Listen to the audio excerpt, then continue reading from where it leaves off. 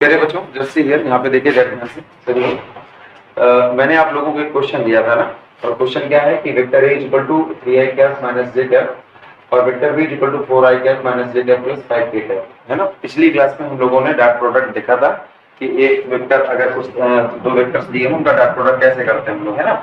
और मैंने एक बात और भी बताई थी कि उनके बीच का एंगल कैसे फाइंड आउट करना है ना, डॉट प्रोडक्ट्स के बीच का।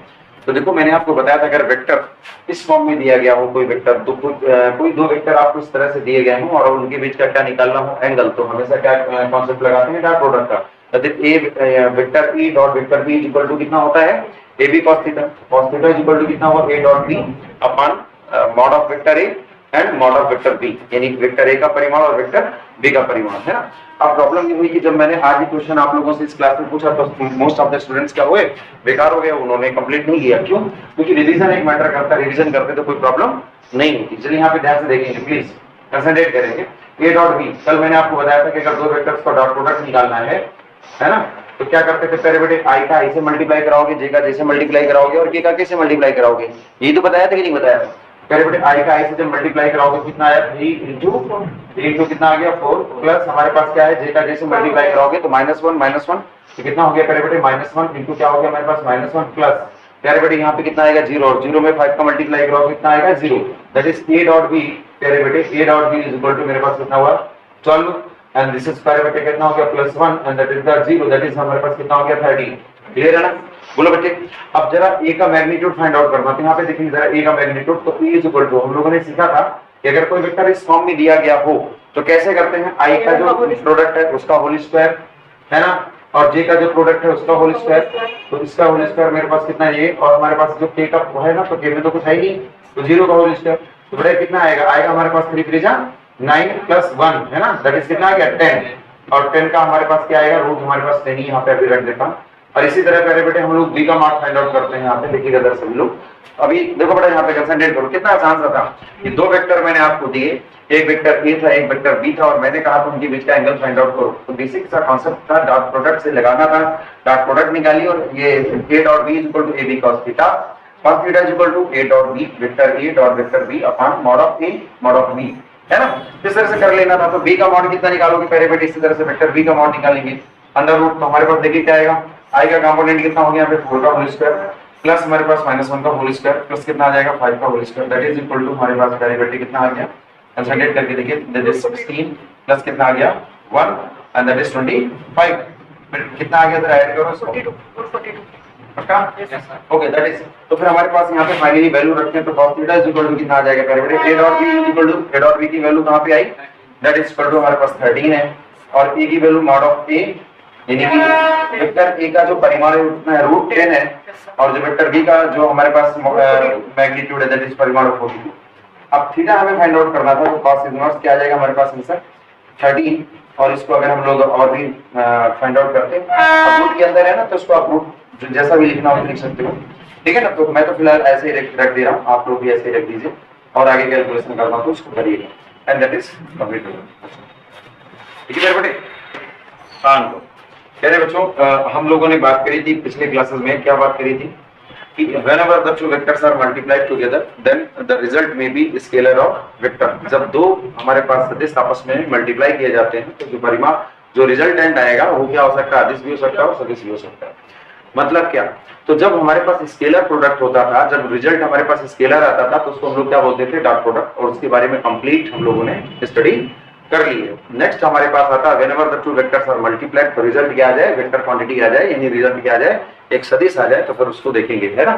तो अब हम लोग जानने वाले हैं क्या कि पहले बेटे मेरे पास वही एक वेक्टर मेरे पास ये है और दूसरा वेक्टर मेरे पास क्या है बी है, और इनके बीच में बेटा एंगल कितना मैं लेता हूँ, थीटा लेता हूँ। एंगल कितना है मेरे बेटे, थीटा। अब इन दोनों वेक्टर्स का मैं क्या करा रहा हूँ, मल्टीप्लाई, और मल्टीप्लाई कौन सा करा रहे हैं हम लोग, इस बार अगर इन दोनों वेक्टर्स का मल्टीप्लाई करूं तो रिजल्ट क्या आने वाला है, वेक्टर क्वांटिटी क्या आने वाला है, वेक्टर क्वांटिटी आने वाला है। तो रिजल्ट क्या होता है देखिएगा, और रिजल्ट को क्या बोलते हैं हम लोग, जब रिजल्ट वेक्टर क्वांटिटी आता है तो वेक्टर्स का मल्टीप्लाई का रिजल्ट क्या आएगा, वेक्टर क्वांटिटी। जब दो सदिश का गुणन आपस में क्या आएगा, एक सदिश आएगा, तो उसको हम लोग क्या बोलते हैं, cross product of the vectors. Cross product उसी को मैंने आपको बताया था वेक्टर प्रोडक्ट भी बोलते हैं, क्या बोलते हैं, वेक्टर प्रोडक्ट। तो क्रॉस को हम लोग और भी क्या लिख सकते हैं, वेक्टर प्रोडक्ट, ठीक है ना प्यारे बेटे, वेक्टर प्रोडक्ट। तो ये भी थोड़ा दिमाग में रखिए। होता क्या कह रहे बेटे, A cross vector A cross B vector is equal to मेरे पास आता है ए बी साइन थीटा। पहले बच्चों मुझे आप बताओ ये क्या सही लिखा हुआ है गलत लिखा हुआ, ये चीज सही लिखी हुई है गलत लिखी हुई?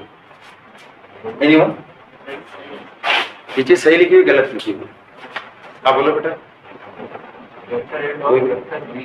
ये गलत लिखा हुआ इस बार, क्यों गलत लिखा हुआ थोड़ा समझिए। पहले बच्चों मैंने आपको बताया कि vector a is a vector quantity, vector b is a vector quantity, but at this time these two vectors are multiplied together, है ना, और जो रिजल्ट आने वाला है वो वेक्टर आने वाला है। इस बार वेक्टर ए एक सदिश है, वेक्टर बी एक सदिश है, और दोनों को हम लोगों ने इस बार मल्टीप्लाई किया, तो इस बार जो रिजल्ट आएगा वो एक सदिश आएगा। तो जब बेटा सदिश आएगा यानी कि रिजल्ट वेक्टर आएगा, तो ए क्रॉस बी क्या हो गया, वेक्टर क्वांटिटी। भाई ए तो इंडिविजुअली एक वेक्टर था, बी भी इंडिविजुअली एक वेक्टर है, और दोनों का मल्टीप्लाई जो आएगा वो क्या होगा, एक वेक्टर क्वांटिटी। तो प्यारे बेटे वेक्टर है ना, अगर यहाँ डॉट होता तो रिजल्ट क्या होता, स्केलर। तो यहाँ पर अगर क्रॉस है तो वो हो गया वेक्टर। अब प्यारे बेटे अगर ये वेक्टर हो गया तो लेफ्ट साइड में क्या लिखा हुआ है, वेक्टर, और राइट साइड में क्या लिखा हुआ है, स्केलर। देखो ए बी साइन थीटा ये एक स्केलर टर्म है, इसका मतलब वेक्टर और स्केलर कभी इक्वल नहीं हो सकते। इसका मतलब राइट साइड में कुछ टर्म अभी मिसिंग है। और मैंने आपको एक बात हमेशा सिखाई है कि whenever we want to make a scalar into vector, जब कभी हम किसी स्केलर को वेक्टर बनाना चाहते हैं, प्यारे बच्चों मैंने पहले ही आपको बता के रखा है कि जब किसी स्केलर को आप वेक्टर बनाना चाहते हो तो आपको क्या करना पड़ेगा, यूनिट वेक्टर का यानी एकांक सदिश का मल्टीप्लाई कराना पड़ेगा। इसका मतलब दिमाग में आना चाहिए कि अगर ये चीज ऐसी लिखी हुई तो अभी कुछ गड़बड़ है, और वो गड़बड़ क्या था, यहाँ पर आपको यूनिट वेक्टर का क्या कराना पड़ेगा, मल्टीप्लाई करना। क्लियर हो गया ना सभी को, कंफर्म हो गया ना। लेकिन डॉट के साथ ये इस यूनिट वेक्टर की कोई जरूरत नहीं थी। क्यों जरूरत नहीं थी, क्योंकि वो लेफ्ट साइड में स्केलर ही आ रहा था। Vector a dot vector b क्या होता है, स्केलर होता है, तो उधर हमें मल्टीप्लाई कराने की जरूरत नहीं थी। क्लियर हो गया कि नहीं क्लियर हो गया? लैंग्वेज में लिखेंगे इसको हम लोग, नोट इट डाउन, एक मिनट इसको नोट कर लीजिए, फिर मैं अभी लैंग्वेज में लिखा हूं। हाँ हो गया, लिखिए जरा, cross product of the two vectors, the cross product of the two vectors, cross product of the two vectors is equal to product of the magnitudes of the vector, product of the magnitudes of the vector and sine of the angle between them, and sine of the angle between them, ठीक है ना, with unit vector. ठीक है, okay मेरे प्यारे Hindi medium के छात्रों, आप लोग भी समझ लीजिए कि दो हमारे पास अगर वेक्टर्स हैं और उनका हम अगर क्रॉस प्रोडक्ट कराते हैं तो क्रॉस प्रोडक्ट किसके बराबर होता है, आप अपनी लैंग्वेज में लिख लेंगे। द क्रॉस प्रोडक्ट को हम लोग क्या बोलते हैं, सदिश गुणन। तो दो वेक्टरों का, दो सदिशों का जो सदिश गुणन होता है वह दोनों वेक्टरों के परिमाण के गुणनफल और बीच के कोण के साइन के गुणनफल के बराबर होता है। साथ में यूनिट वेक्टर का क्या करना पड़ेगा, मल्टीप्लाई करना पड़ेगा। ठीक है, इसको अपनी लैंग्वेज में आप अच्छे से लिख लीजिए। मेरे बच्चे एक बात और नोट करो, यहाँ पे कंसंट्रेट करिए प्लीज, जरा देखिए जरा, आसान था लैंग्वेज में बोलना। The product of the cross product of the two vectors is equal to, किसके बराबर हुआ, product of the magnitudes of the vector and sine of the angle between them with unit vector. Unit vector आएगा। अच्छा एक बात प्यारे बेटे, अगर मैं सिर्फ मैग्नीट्यूड लिखना चाहूँ, क्या लिखना चाहूँ प्यारे बेटे, मैग्नीट्यूड लिखना चाहूँ, इन दोनों का मैग्नीट्यूड लिखना चाहूँ, तो मैग्नीट्यूड बेटा किसका मतलब क्या, परिमाण। मतलब ये जो हमारे पास वेक्टर फॉर्म है ना, ए एक वेक्टर था, एक वेक्टर ए एक वेक्टर था, वेक्टर बी भी क्या वेक्टर है। व्हेनेवर दीज आर मल्टीप्लाइड, जब दोनों का आपस में क्या कर दिया गया, मल्टीप्लाई कर दिया गया, तो ये पूरी वैल्यू क्या आ गई, वेक्टर है। इस बार कौन सा मल्टीप्लिकेशन है, क्रॉस प्रोडक्ट है, तो वैल्यू क्या आएगी, वेक्टर क्वांटिटी आएगी। जब वेक्टर क्वांटिटी आएगी तो राइट साइड में मुझे इसलिए क्या करना पड़ा, यूनिट वेक्टर का मल्टीप्लाई कराना पड़ा। प्यारे बेटे आप बताओ इस एन कैप की डायरेक्शन किधर होगी, इस एन कैप की दिशा क्या होगी, यूनिट वेक्टर की दिशा क्या होगी, वेक्टर ए और बी की डायरेक्शन होगी, वेक्टर ए की डायरेक्शन में या वेक्टर बी की डायरेक्शन में, जिसकी वो मैग्नीट्यूड प्यारे बेटे मैंने आपको बताया था इक्वल वेक्टर्स के बारे में, और इक्वल वेक्टर्स के बारे में मैंने जब आपको जानकारी दी थी तो हम लोगों ने सीखा था कि लेफ्ट अगर दो वेक्टर इक्वल हैं, vector a is equal to vector b है, इसका मतलब वेक्टर ए की डायरेक्शन और वेक्टर बी की डायरेक्शन सेम होगी। तो अगर प्यारे बेटे ये दोनों टर्म बराबर है, इधर भी वेक्टर है, तो इधर वेक्टर कौन है, यूनिट वेक्टर है। तो यूनिट वेक्टर की डायरेक्शन किधर होगी, ए की डायरेक्शन में नहीं, बी की डायरेक्शन में नहीं, लेफ्ट साइड में लिखा क्या है, A cross B, that is N cap क्या होगा, A cross B की डायरेक्शन में वेरी गुड। तो यहाँ पर आप फिलहाल अभी ये चीज लिखोगे, वेयर हमारे पास वेयर जो एन कैप है, एन कैप किधर होगा, is directed along, note it down please, where n cap is directed along, where n cap is directed along direction of vector A cross vector b. प्यारे बच्चों आप लोग भी लिख लीजिए कि एन कैप की जो दिशा होगी वो ए क्रॉस वेक्टर बी की दिशा में होगी, है ना, हिंदी मीडियम के प्यारे बच्चों, ठीक है ना। अच्छा, फिर इसकी डायरेक्शन निकालने का हमारे पास फार्मूला है, उसको भी हम लोग देखते हैं, ठीक है प्यारे बेटे। इधर समझिएगा ध्यान से सभी लोग, इधर देखो जल्दी से प्लीज। तो प्यारे बेटे अगर मैं इसका मैग्नीट्यूड निकालता था, थीटा किसके बीच का एंगल है, वो लिखा हुआ मेंशन यहाँ पर, theta is angle between vector A and vector b. जो वेक्टर ए और वेक्टर बी है उनके बीच का एंगल कितना है, थीटा है। प्यारे बेटे मैं क्या करूंगा, मैं ए क्रॉस बी लिखूंगा। क्या लिखूंगा प्यारे बेटे, ए क्रॉस बी का मैग्नीट्यूड यानी परिमाण निकालना चाहता हूँ। मॉड फॉर्म ऐसे लिखेंगे, तो क्या करूंगा प्यारे बेटे, मैं इसको क्या लिख दूंगा, ए बी साइन थीटा। बोले प्यारे बेटे, तो जब कभी भी आप ए क्रॉस बी लिखोगे ना, तो उसके साथ इधर एन टाइप का मल्टीप्लाई करोगे, ये कंपलसरी हो गया ना, नहीं तो गलत हो जाएगा। फिर लेफ्ट साइड में वेक्टर, राइट साइड में आप स्केलर लिख दे रहे हो। अब इधर मैंने क्या कर दिया, ये मैग्नीट्यूड यानी परिमाण है, यानी कि मैं अब इधर क्या ये क्या लिखा हुआ स्केलर टर्म में, इधर वेक्टर का मैं क्या लिख रहा हूँ, मैग्नीट्यूड परिमाण। तो राइट साइड में भी मैंने क्या लिखा, मैग्नीट्यूड। यानी अब मुझे यूनिट वेक्टर की मल्टीप्लिकेशन की जरूरत नहीं है, मुझे एकांश सदिश को यहाँ पर मल्टीप्लाई करने की जरूरत नहीं, दिमाग में रहेगा, कंप्लीट रहेगा। ओके चलिए, अब इसी बात को हम लोग क्या करेंगे, दूसरी तरह से समझेंगे, है ना। तो दूसरी तरह से कैसे समझे जरा देखते हैं प्यारे बच्चों, है ना। अभी इसकी दूसरी डेफिनेशन क्या हो सकती है, बहुत ध्यान से देखिएगा। ये मेरे पास वेक्टर ए है, this is the vector A and here is the vector, ठीक है। चलिए, ये मेरे पास क्या आता है प्यारे बेटे, vector A and this is the vector B, और दोनों के बीच में एंगल कितना है, थीटा, ठीक है ना। अब मैं क्या बनाता हूँ प्यारे बेटे, पैरेललोग्राम। क्या बनाता हूँ मैं, पैरेललोग्राम करता हूँ। ये पैरेललोग्राम हो गया ना प्यारे बेटे, बोलो बच्चों, दिस इज द पैरेललोग्राम। अब प्यारे बेटे मैं क्या करूं, इस ए का बी की डायरेक्शन में क्या ले रहा हूं, कंपोनेंट। क्या ले रहा हूं मैं, इस ए वेक्टर का बी की डायरेक्शन में क्या ले रहा हूं, कंपोनेंट। बहुत ध्यान से देखिएगा प्लीज। तो जब ए का मैं बी की डायरेक्शन में कंपोनेंट ले रहा हूं, अगर ये मेरे पास प्यारे बेटे क्या था, ओबी था। क्या था प्यारे बेटे, ओबी। यानी मैं यहाँ पे लिख दे रहा हूँ कि जो ओबी वेक्टर है वो पूरा क्या था, बी वेक्टर था। ओपी वेक्टर किसके बराबर है, बी वेक्टर के बराबर है ना, बहुत ध्यान से देखिएगा प्लीज। और प्यारे बेटे हम क्या कर रहे हैं, ए का थीटा के अलावा कंपोनेंट ले रहे हैं। मैंने आपको सिखाया है किसी वेक्टर का जब आप थीटा के अलावा कोई कंपोनेंट या घटक लेते हो तो किसके बराबर आता है, cos के साथ आता है। याद आ रहा है, नहीं याद आ रहा है। इसका मतलब यहाँ पे अगर मैं सी कर दे रहा हूँ तो ओसी वेक्टर किसके बराबर हो जाएगा प्यारे बेटे, ओसी वेक्टर किसके बराबर हो जाएगा, ओसी हमारे पास ए cos थीटा के बराबर, वेक्टर फॉर्म में नहीं, ओसी का मैग्नीट्यूड लिखूंगा अगर ओसी का क्या लिख रहा हूं, मैग्नीट्यूड। ओसी का मैग्नीट्यूड ए का इस डायरेक्शन में कंपोनेंट, दैट इज हमारे पास कितना हो जाएगा, a cos थीटा। क्या आ जाएगा, a cos थीटा, ठीक है ना। लेकिन क्योंकि प्यारे बेटे इस बार हमारे पास क्या है, साइन। क्या है हमारे पास, साइन। तो मुझे कौन सा कंपोनेंट चाहिए था, मुझे इस डायरेक्शन में नहीं चाहिए था, मुझे इसके परपेंडिकुलर, मुझे ये वाला कंपोनेंट चाहिए। देखो ना ध्यान से, बोले बेटा मुझे कौन सा कंपोनेंट चाहिए, ये वाला। तो ये वाला कंपोनेंट किसके साथ आएगा प्यारे बेटे, यहाँ पे लिखा है, ये इसका मैग्नीट्यूड क्या आएगा, a sin थीटा। क्या आएगा प्यारे बेटे, a sin, यही आएगा ना, बोलो a sin थीटा आएगा। अच्छा चलो, अगर ये मेरे पास OP और ये मेरे पास C है तो मैं क्या कर, OP और इसको क्या कर देता हूँ M और इसको क्या कर देता हूँ बेटा N। बहुत ध्यान से देखिएगा प्लीज। अब हमको निकालना, तो मुझे cos थीटा की फिलहाल कोई जरूरत तो नहीं पड़ेगी, लेकिन मैंने समझाने का वहां पे लिख रखा है आप, ताकि आप कंफ्यूजन में ना, a cos थीटा हो जाएगा, ठीक है। और a cos थीटा किसके बराबर है, ये OC, यानी a का इस थीटा के अलावा कंपोनेंट और a का इस कंपोनेंट के परपेंडिकुलर हमारे पास क्या आएगा, a sin थीटा। अब चलिए हमें क्रॉस प्रोडक्ट निकालना था। मुझे क्रॉस प्रोडक्ट में क्या चाहिए था, बहुत ध्यान से देखिएगा प्लीज। मुझे फाइंड आउट करना था a क्रॉस b। क्या फाइंड आउट करना था प्यारे बेटे, a क्रॉस b। तो a क्रॉस b मैंने क्या फाइंड आउट किया, ab sin थीटा। क्या फाइंड आउट किया प्यारे बेटे, ab sin थीटा। अगर मैं इसको इस तरह से लिख दूं कि b, और बेटे बहुत ध्यान से देखिएगा, b मैंने कर दिया और मैंने कर दिया a sin थीटा। क्या कर दिया, a sin थीटा। और मैं यहाँ पे ले लेता हूँ बेटा मॉड। क्या ले लेता हूँ, मॉड। सर मॉड क्यों लगाया, मॉड बेटा मैंने इसलिए लगाया है कि मैं n कैप के यहाँ पे मल्टीप्लाई ना करूं, मुझे करना ना पड़े। यानी दो वेक्टर्स के का जो क्रॉस प्रोडक्ट है उसका मैग्नीट्यूड, दो वेक्टर्स का जो सदिश गुणन है उसका परिमाण, इसलिए परिमाण मैं इसलिए लिख रहा हूं, मैग्नीट्यूड इसलिए लिख रहा हूं, मुझे n कैप की यहाँ पर मल्टीप्लिकेशन की जरूरत ना पड़े। अदरवाइज मैं अगर ऐसे लिख रहा हूं, यहाँ पे n कैप नहीं लगा रहा हूं तो फॉर्म हो जाएगा गलत। देखिए जरा यहाँ पे हम लोगों ने क्या किया, क्रॉस प्रोडक्ट, तो यहाँ पर मैंने n कैप का मल्टीप्लाई किया हुआ। तो फिलहाल मैं मैग्नीट्यूड की बात कर रहा हूं। तो प्यारे बेटे मैग्नीट्यूड की जब मैं बात कर रहा हूं, बहुत ध्यान से समझिएगा सभी लोग। यहाँ पे देखो बड़ा प्लीज कंसंट्रेट। तो बेटा ये मैग्नीट्यूड जो आ रहा है वो किसके बराबर आ रहा है? एक वेक्टर का मैग्नीट्यूड, वेक्टर बी का क्या लिया? मैग्नीट्यूड, और दूसरा वेक्टर जो ए था उसका क्या लिया? कंपोनेंट लिया।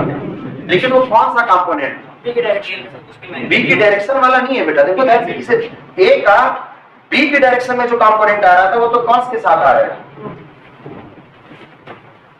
ए का बी की डायरेक्शन में कंपोनेंट तो कॉस के साथ आ रहा था।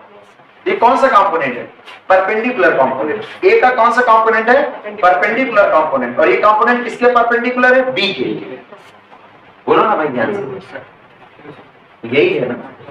बोलो बेटा, दिस इज ना ओके। अच्छा प्यारे बेटे, जो ए साइन थीटा है ये किसके बराबर है? एनसी के बराबर नहीं। देखो ए साइन थीटा है जो ये है, ये वेक्टर इसका मैग्नीट्यूड, तो ये एनसी के बराबर नहीं। देखो जरा ध्यान से, एनसी के बराबर है ना? बोलो बेटा, है ना? ओके, तो अभी जो फाइनल थिंग आपको समझनी है वो क्या है? अच्छा बी का मैग्नीट्यूड कितना है प्यारे बेटे? बी का मैग्नीट्यूड कितना है? देखो बी का मैग्नीट्यूड अगर मैं निकालूं तो ओपी के बराबर। देखो बी वेक्टर बी का मैग्नीट्यूड कितना है? ओपी के बराबर है। तो मैं यहां पर लिख सकता हूं ओपी। क्या लिख सकता था प्यारे बेटे? ओपी लिख सकता हूं। और ध्यान से देखिएगा, मैं यहां पे लिख सकता हूं ओपी। और ए sin थीटा किसके बराबर है प्यारे बेटे? ए sin थीटा किसके बराबर है? एनसी। देखो इस ए का ये जो कंपोनेंट होगा एनसी के बराबर है कि नहीं? तो मैं यहां पे लिख सकता हूं एनसी। क्या लिख सकता हूं प्यारे बेटे? एनसी। अब जरा देखिए प्यारे बेटे, ये हमारे पास एक पैरेललोग्राम था, ये एक समांतर चतुर्भुज है। क्या था मेरे पास? यहां पे देखिएगा, मैं यहां पे बना देता हूं ताकि आप लोग भूलें नहीं। ये मेरे पास एक पैरेललोग्राम था, समांतर चतुर्भुज है।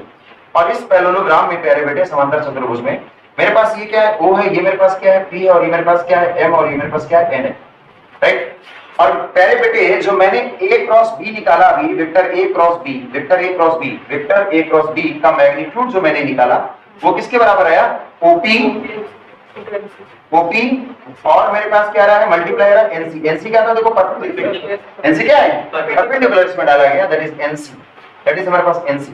प्यारे बेटे जानते हैं क्या हो गया? ये जानते हैं क्या हो गया? This is the area of the parallelogram, समांतर चतुर्भुज का एरिया। कैसे? कैसे? जो पैरेललोग्राम का एरिया क्या होता है? Base into height. अब पढ़ाई नहीं होगा, हाई स्कूल वगैरह में सब ऐसे ही था, है? क्यों? समांतर चतुर्भुज का एरिया, पैरेललोग्राम का एरिया क्या होता है?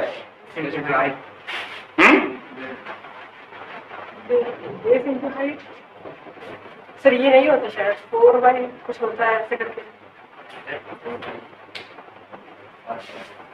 100 डिग्री।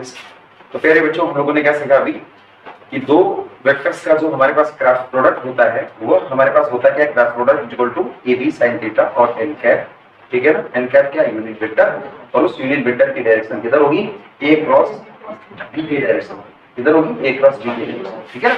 अब इसकी डायरेक्शन ए की डायरेक्शन क्या है, बी की डायरेक्शन क्या है, और ए क्रॉस बी की डायरेक्शन क्या है, ये भी हम लोग क्या करेंगे? फाइंड आउट कर लेंगे। याद रखिएगा, एन कैप जो है वो ए की डायरेक्शन में नहीं है, बी की डायरेक्शन में नहीं है। एन कैप किस डायरेक्शन में? ए क्रॉस बी की डायरेक्शन। ये दिमाग में रखना बहुत जरूरी है, ठीक है प्यारे बेटे? तो हम लोगों ने सीख लिया था a B sine theta n cap होता है। अगर मैं मैग्नीट्यूड की बात करूं तो बेटा ये एन कैप हट जाएगा, क्योंकि एन कैप क्या था? यूनिट वेक्टर था, वो डायरेक्शन दे रहा था, वो हट गया। तो ये बी साइन थीटा हम लोगों ने जान लिया।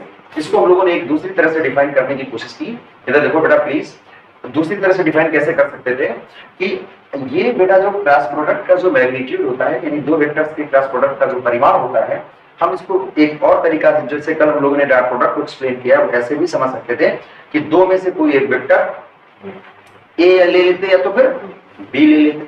क्या ले लेते? ए ले लेते या तो फिर बी ले लेते हमारे पास, है ना? और जैसे सपोज दैट मैं क्या लेता, पहले बी ले लेता, फिर क्या बच रहा था?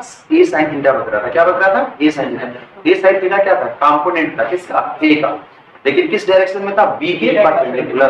क्या था? बी के परपेंडिकुलर, ठीक है ना? तो एक तरीका वह भी था, हम लोग उसको अपनी लैंग्वेज में क्या कर सकते हैं? लिख सकते हैं। मैं उसे नहीं नोट करा रहा हूं। और वहीं से फिर हम लोगों ने एक चीज निकाली कि सर अगर हम लोगों ने देखा कि अच्छा चलो भाई ये मेरे पास बी हो गया, और जब मैं क्या ए का कंपोनेंट लेता हूं, बी के परपेंडिकुलर टू आता है ए साइन थीटा, और ए साइन थीटा की वैल्यू यहां पर देखते तो एनसी के बराबर, और बी किसके बराबर आया? ओपी के बराबर।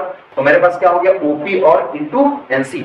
मैंने यहाँ पर एक वही ये जो मैंने यहाँ पर आपको पैरेललोग्राम दिखाया उसको मैंने यहाँ पर दिखाया समांतर चतुर्भुज को, ओपी और ये मेरे पास एनसी। ओपी क्या हो गया? बेस यानी कि आधार, और एनसी क्या हो गया? ऊंचाई यानी कि हाइट। तो हमारे पास OP into NC that is कितना हो गया? बेस इंटू हाइट, आधार इंटू ऊंचाई, दैट इज किसके बराबर हो गया? Area of the parallelogram that is समांतर चतुर्भुज का क्या हो गया क्षेत्रफल। यानी कि बहुत ध्यान से समझना है क्या कि दो वेक्टर्स का जो क्रॉस प्रोडक्ट होता है तो उन वेक्टर्स को जब हम टेल टू टेल जोड़कर क्या बनाते हैं समांतर चतुर्भुज यानी कि पैरेललोग्राम। तो जो उनका क्रॉस प्रोडक्ट होता है उस समांतर चतुर्भुज यानी पैरेललोग्राम के एरिया के बराबर होता है। दिमाग में रहेगा। बोलो बच्चों, कंसंट्रेट हो, अच्छे समझ गए ना। आगे बढ़ो मैं, बोलो बच्चों, ठीक है प्यारे बच्चों कंसंट्रेट करिए जरा। देखिए अभी मैंने निकाला था क्या, ये मेरे पास वेक्टर ए है, ये मेरे पास वेक्टर बी है और इनसे मिलकर मैंने बनाया क्या एक पैरेललोग्राम यानी कि समांतर चतुर्भुज। ठीक है, ठीक है, कुछ ज्यादा ही खतरनाक बन गया क्या? अच्छा चलो ऐसे बोलते हैं। अब प्यारे बेटे एक बात और गौर करिए, मैं ये मेरे पास इनके बीच में एंगल कितना है थीटा। तो मैंने हम लोगों ने देखा कि ए क्रॉस बी अगर जो हम निकालते हैं तो वो होता था प्यारे बेटे ए बी साइन थीटा। मैं यहाँ पे मॉड लगा लेता हूँ यानी इसका परिमाण मुझे एन कैप लगाने की जरूरत नहीं पड़ेगी। प्यारे बेटे और एक बात, ये मैंने अगर मैं कहता हूँ ये मेरे पास है क्या O and this is the P and this is the M and this is the N। ठीक है ना प्यारे बेटे, तो यही हमारे पास क्या हो जाता था बेस यानी कि OP। और बेटा हाइट अगर यहाँ से मैं इसमें परपेंडिकुलर डालूं दैट इज मेरा अगर C कर दूं दैट इज मेरे पास क्या होगा NC। तो फार्मूला क्या है प्यारे बेटे, base that is base into क्या आएगा हाइट। और एक्चुअल में क्या था एरिया ऑफ द पैरेललोग्राम, क्या था एरिया पैरेललोग्राम। ठीक है प्यारे बेटे, आधार गुणे ऊंचाई और ये समांतर चतुर्भुज का एरिया हिंदी मीडियम के बच्चों के लिए। अब प्यारे बच्चों यहाँ पे जरा एक बात और गौर करो सर, इसमें मैं कुछ कलाकारी करना चाहता हूँ। सर क्या कलाकारी करेंगे, मैंने एक 1/2 कर दिया, क्या कर दिया मैंने 1/2 कर दिया और मैं 2 का मल्टीप्लाई भी कर दूं। अब मैं क्या करता हूँ OP इंटू क्या कर दूं NC कर दूं। और ध्यान से देखो कोई प्रॉब्लम है क्या, बोले बेटा। अच्छा चलो इसी बात को हम लोग ऐसे कर देते हैं 2 इंटू 1/2। ओके तो प्यारे बेटे व्हाट इज दिस, ये क्या है प्यारे बेटे, ये पूरा क्या होगा, व्हाट इज दिस, ये क्या होगा। हाँ अगर प्यारे बेटे मैं बहुत ध्यान से देखिएगा, बहुत ध्यान से देखिएगा प्यारे बेटे, मैं इन्हीं दो वेक्टर से, ये मेरे पास दोनों वेक्टर थे, बहुत ध्यान से देखना जो मैं आपको समझाने जा रहा हूँ उसको समझिएगा। ठीक है, अगर चीजों को समझेंगे कई तरह से तो फिर आप चीजें, भाई कॉन्सेप्ट अगर आपका क्लियर रहेगा तो कहीं आप डिफीट हो ही नहीं सकते। देखो बेटा मैंने ये कर दिया, यहाँ से मैंने इसमें क्या डाला था ये, तो ये क्या था O और ये क्या था मेरा P और ये मेरे पास क्या था N और ये मेरे पास क्या था C। ध्यान से देखिए ये क्या ना, बोलो बोलो बेटा बोलो ना।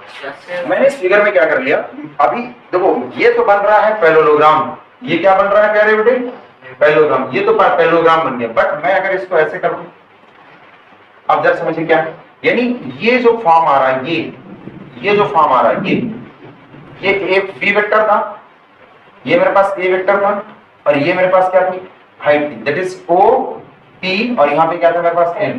तो प्यारे बेटे एक्चुअल में क्या हुआ, देखो बहुत ध्यान से देखिएगा प्लीज। अगर हम हाफ कर देते हैं इसको, मैं ये दोनों वेक्टर्स थे ना, इन दोनों वेक्टर से एक ट्रायंगल तैयार हुआ कि नहीं। अगर मैं इस तरह से लाइन खींच देता हूं, यहाँ पे ये डायगोनल कर देता हूं तो ये मेरे पास एक ट्रायंगल हुआ फर्स्ट और ये फर्स्ट ट्रायंगल हुआ और ये बेटा क्या हो गया सेकंड ट्रायंगल हुआ। अब पैरेललोग्राम को अगर आप क्या करो एक डायगोनल से बाइसेक्ट कर दो तो एक पार्ट ये हो जाएगा दूसरा पार्ट वो हो जाएगा। तो बेटा जितना एरिया इसका होगा उतना ही एरिया इसका भी होगा। तो मैं क्या कह रहा हूं कि अगर दो वेक्टर्स हैं और उनका क्रॉस प्रोडक्ट कराते हैं, सदिश गुणन कराते हैं, तो जो क्रॉस प्रोडक्ट की जो वैल्यू आती है वो क्या होती है पैरेललोग्राम के एरिया के बराबर आती है। ये सीखा ना, जो समांतर चतुर्भुज बनाते हैं उसके एरिया के बराबर आती है। वो कैसे आया, बेस्ड ऑन टू हाइट से। लेकिन हमने क्या किया पहले बेटे, ये जो दो वेक्टर्स थे इसको मैंने यहां से डायगोनल से कट किया, तो जो पूरा समांतर चतुर्भुज था यानी पैरेललोग्राम तो दो पार्ट में डिवाइड हो गया। समझ में आया ना। और जब दो पार्ट में डिवाइड हो गया तो मैंने क्या किया, इस फार्मूले में मैंने 2 का मल्टीप्लाई किया और 2 से क्या करते हैं डिवाइड। अब बहुत ध्यान से देखिएगा प्यारे बेटे, ये हाफ OP इंटू NC बेटा, हाफ ये मेरे पास अब ट्रायंगल हो गया OPN, एक ट्रायंगल है ठीक है ना। और ट्रायंगल का एरिया क्या होता है बेटा, हाफ बेस इंटू हाइट। अरे सर ये यही फार्मूला तो क्या बन गया 2 इंटू ये क्या है प्यारे बेटे एरिया है, और किसका एरिया है, एरिया ऑफ ट्रायंगल। किसका एरिया है, ये ट्रायंगल किससे बन रहा है, फॉर्म बाय द पैरेललोग्राम, नहीं फॉर्म बाय द वेक्टर्स। ये जो वेक्टर्स आपस में क्या बना रहे हैं, ट्रायंगल बना रहे हैं, समझ रहे हैं ना। तो फॉर्म बाय वेक्टर्स बोलो प्यारे बेटे। समझ में आया। हिंदी मीडियम के बच्चे क्या लिखोगे, जो दो वेक्टर्स का क्रॉस प्रोडक्ट होता है, जो दो वेक्टर्स का जो हमारे पास क्रॉस प्रोडक्ट होता है उसका जो परिमाण होता है यानी कि मैग्नीट्यूड, वो क्या होता है ट्वाइस यानी दोगुना होता है किसका, उन दोनों सदिशों से मिलकर बने हुए त्रिभुज के एरिया का दोगुना होता है। Area of the triangle form by the vectors, वो जो दोनों वेक्टर ए और वेक्टर बी थे उनसे जो त्रिभुज बना उसका दोगुना होता है। कंप्लीट हो गया ना समझ में? तो क्या दिमाग में रखना प्यारे बेटे, the cross product of the two vectors is equal to area of the parallelogram form by the vectors. उन वेक्टर्स से जो क्या बना, पैरेललोग्राम। और पैरेललोग्राम बनाते समय क्या ध्यान रखोगे कि दोनों वेक्टर्स टेल टू टेल जुड़े होने चाहिए, समझ रहे ना? या तो फिर क्या करोगे, उनसे जो मिलकर क्या बने एरिया उसका क्या होना चाहिए, डबल, दोगुना। समझ में आ गया ना? आगे पूरी बात क्रॉस प्रोडक्ट की जो बेसिक डेफिनेशन थी वो समझ में आ गई ना अच्छे से? Any doubt? Note it out please, concentrate करें please, my dear students, concentrate please. अब हम लोग क्या कर रहे हैं, क्योंकि a क्रॉस b एक वेक्टर क्वांटिटी थी ना, a क्रॉस b क्या था, वेक्टर क्वांटिटी। वेक्टर क्वांटिटी की क्या होगी, डायरेक्शन होगी। a क्रॉस b का जो मैग्नीट्यूड होगा वो तो हम अभी निकालेंगे। पहले एक दो वेक्टर्स अगर हमारे पास दिए गए होंगे हमें, vector a and vector b, उनका क्रॉस प्रोडक्ट की वैल्यू क्या होगी वो तो हम अभी कैलकुलेशन करेंगे, बट पहले उसका क्या देख लेते हैं, उसकी डायरेक्शन क्या होगी वो हम लोग थोड़ा सा गौर कर लेते हैं। तो डायरेक्शन के लिए दो रूल्स होते हैं हमारे पास, एक होता है राइट हैंड थंब रूल और दूसरा होता है स्क्रू रूल। स्क्रू रूल बहुत ही आसान है, मैं इसमें ही इसको बता दूंगा, अभी फिलहाल मैं समझाने जा रहा हूँ right hand. According to this rule, इस रूल के इस नियम के अनुसार होता है, याद रखिएगा बहुत आसानी से, कि बेटा जो a क्रॉस b की डायरेक्शन होगी ना, vector a cross vector b, मैंने क्या बताया आप लोगों को, वेक्टर a और वेक्टर b का जो क्रॉस प्रोडक्ट होगा उसकी जो डायरेक्शन होती है वेक्टर a और वेक्टर b दोनों पर ही परपेंडिकुलर होती है, नहीं दोनों पर ही वो लंबवत होती है। क्या बताया मैंने आपको कि vector a cross vector b यानी दो वेक्टर्स का जो ये सदिश गुणन है, इसकी जो डायरेक्शन होगी वो वेक्टर a और वेक्टर b दोनों पर ही क्या होती है, परपेंडिकुलर होती है, यानी कि लंबवत होती है। सुन रहे हैं ना? यानी a क्रॉस b की डायरेक्शन क्या होगी बेटा, a और b दोनों पर ही क्या, परपेंडिकुलर। तो परपेंडिकुलर ये तो फिर वो क्या हो जाएगा, इधर हो जाएगा, और ये तो फिर क्या हो जाएगा, अंदर की तरफ, ये तो होगा। और क्योंकि प्यारे बेटे बहुत ध्यान से समझना, एक्चुअल में होता क्या है, वेक्टर a और वेक्टर b इन दोनों वेक्टर से क्या बन रहा है, एक प्लेन तैयार हो रहा है। Concentrate here please. अच्छा आप वहीं देख रहे हैं, ठीक है बेटा, ओके प्लीज यहाँ पे कंसंट्रेट करिए। मैंने क्या बताया आपको कि a क्रॉस b की जो डायरेक्शन होगी वो होगी क्या, किधर होगी, वो वेक्टर a और वेक्टर b दोनों से बनने वाले प्लेन की क्या होगी, परपेंडिकुलर होगी। सर a और b से बनने वाला प्लेन क्या हुआ, इस बोर्ड में अगर देखें तो वेक्टर a और वेक्टर b से बनने वाला प्लेन क्या हुआ, दिस वन, यही जो हमारे पास है वही क्या हुआ, एक प्लेन बना, मतलब समतल, ठीक है ना? अब प्यारे बेटे ये भी दिमाग में रख लो कि a क्रॉस b की डायरेक्शन होगी वो वेक्टर a और वेक्टर b दोनों पर क्या होगी, परपेंडिकुलर, यानी दोनों को क्या होगी, लंबवत होगी। अब यहाँ पर या तो फिर ऐसे होगी या तो फिर ऐसे होगी। अब क्योंकि ये डायरेक्शन में बोर्ड में तो मैं नहीं दिखा पाऊंगा और अंदर वाली भी डायरेक्शन बोर्ड में नहीं दिखा पाऊंगा, तो मैं जो बाहर होगा उसको इधर दिखा दूंगा और जो मेरे पास अंदर की तरफ उसको नीचे की तरफ दिखा दूंगा। समझने की कोशिश करिएगा, आपको समझ में आया ना? क्या दिमाग में रहेगा कि क्रॉस प्रोडक्ट की जो डायरेक्शन होती है वो दोनों वेक्टर्स पे क्या होती है, परपेंडिकुलर होती है, या दोनों वेक्टर से बनने वाले प्लेन की क्या होती है, परपेंडिकुलर होती है, दोनों सदिशों से बनने वाले समतल के लंबवत।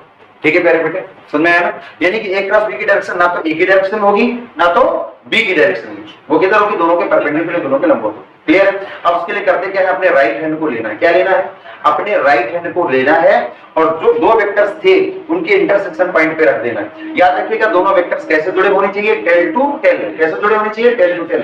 तो हम यहाँ पे क्या करेंगे, इसको रख देंगे।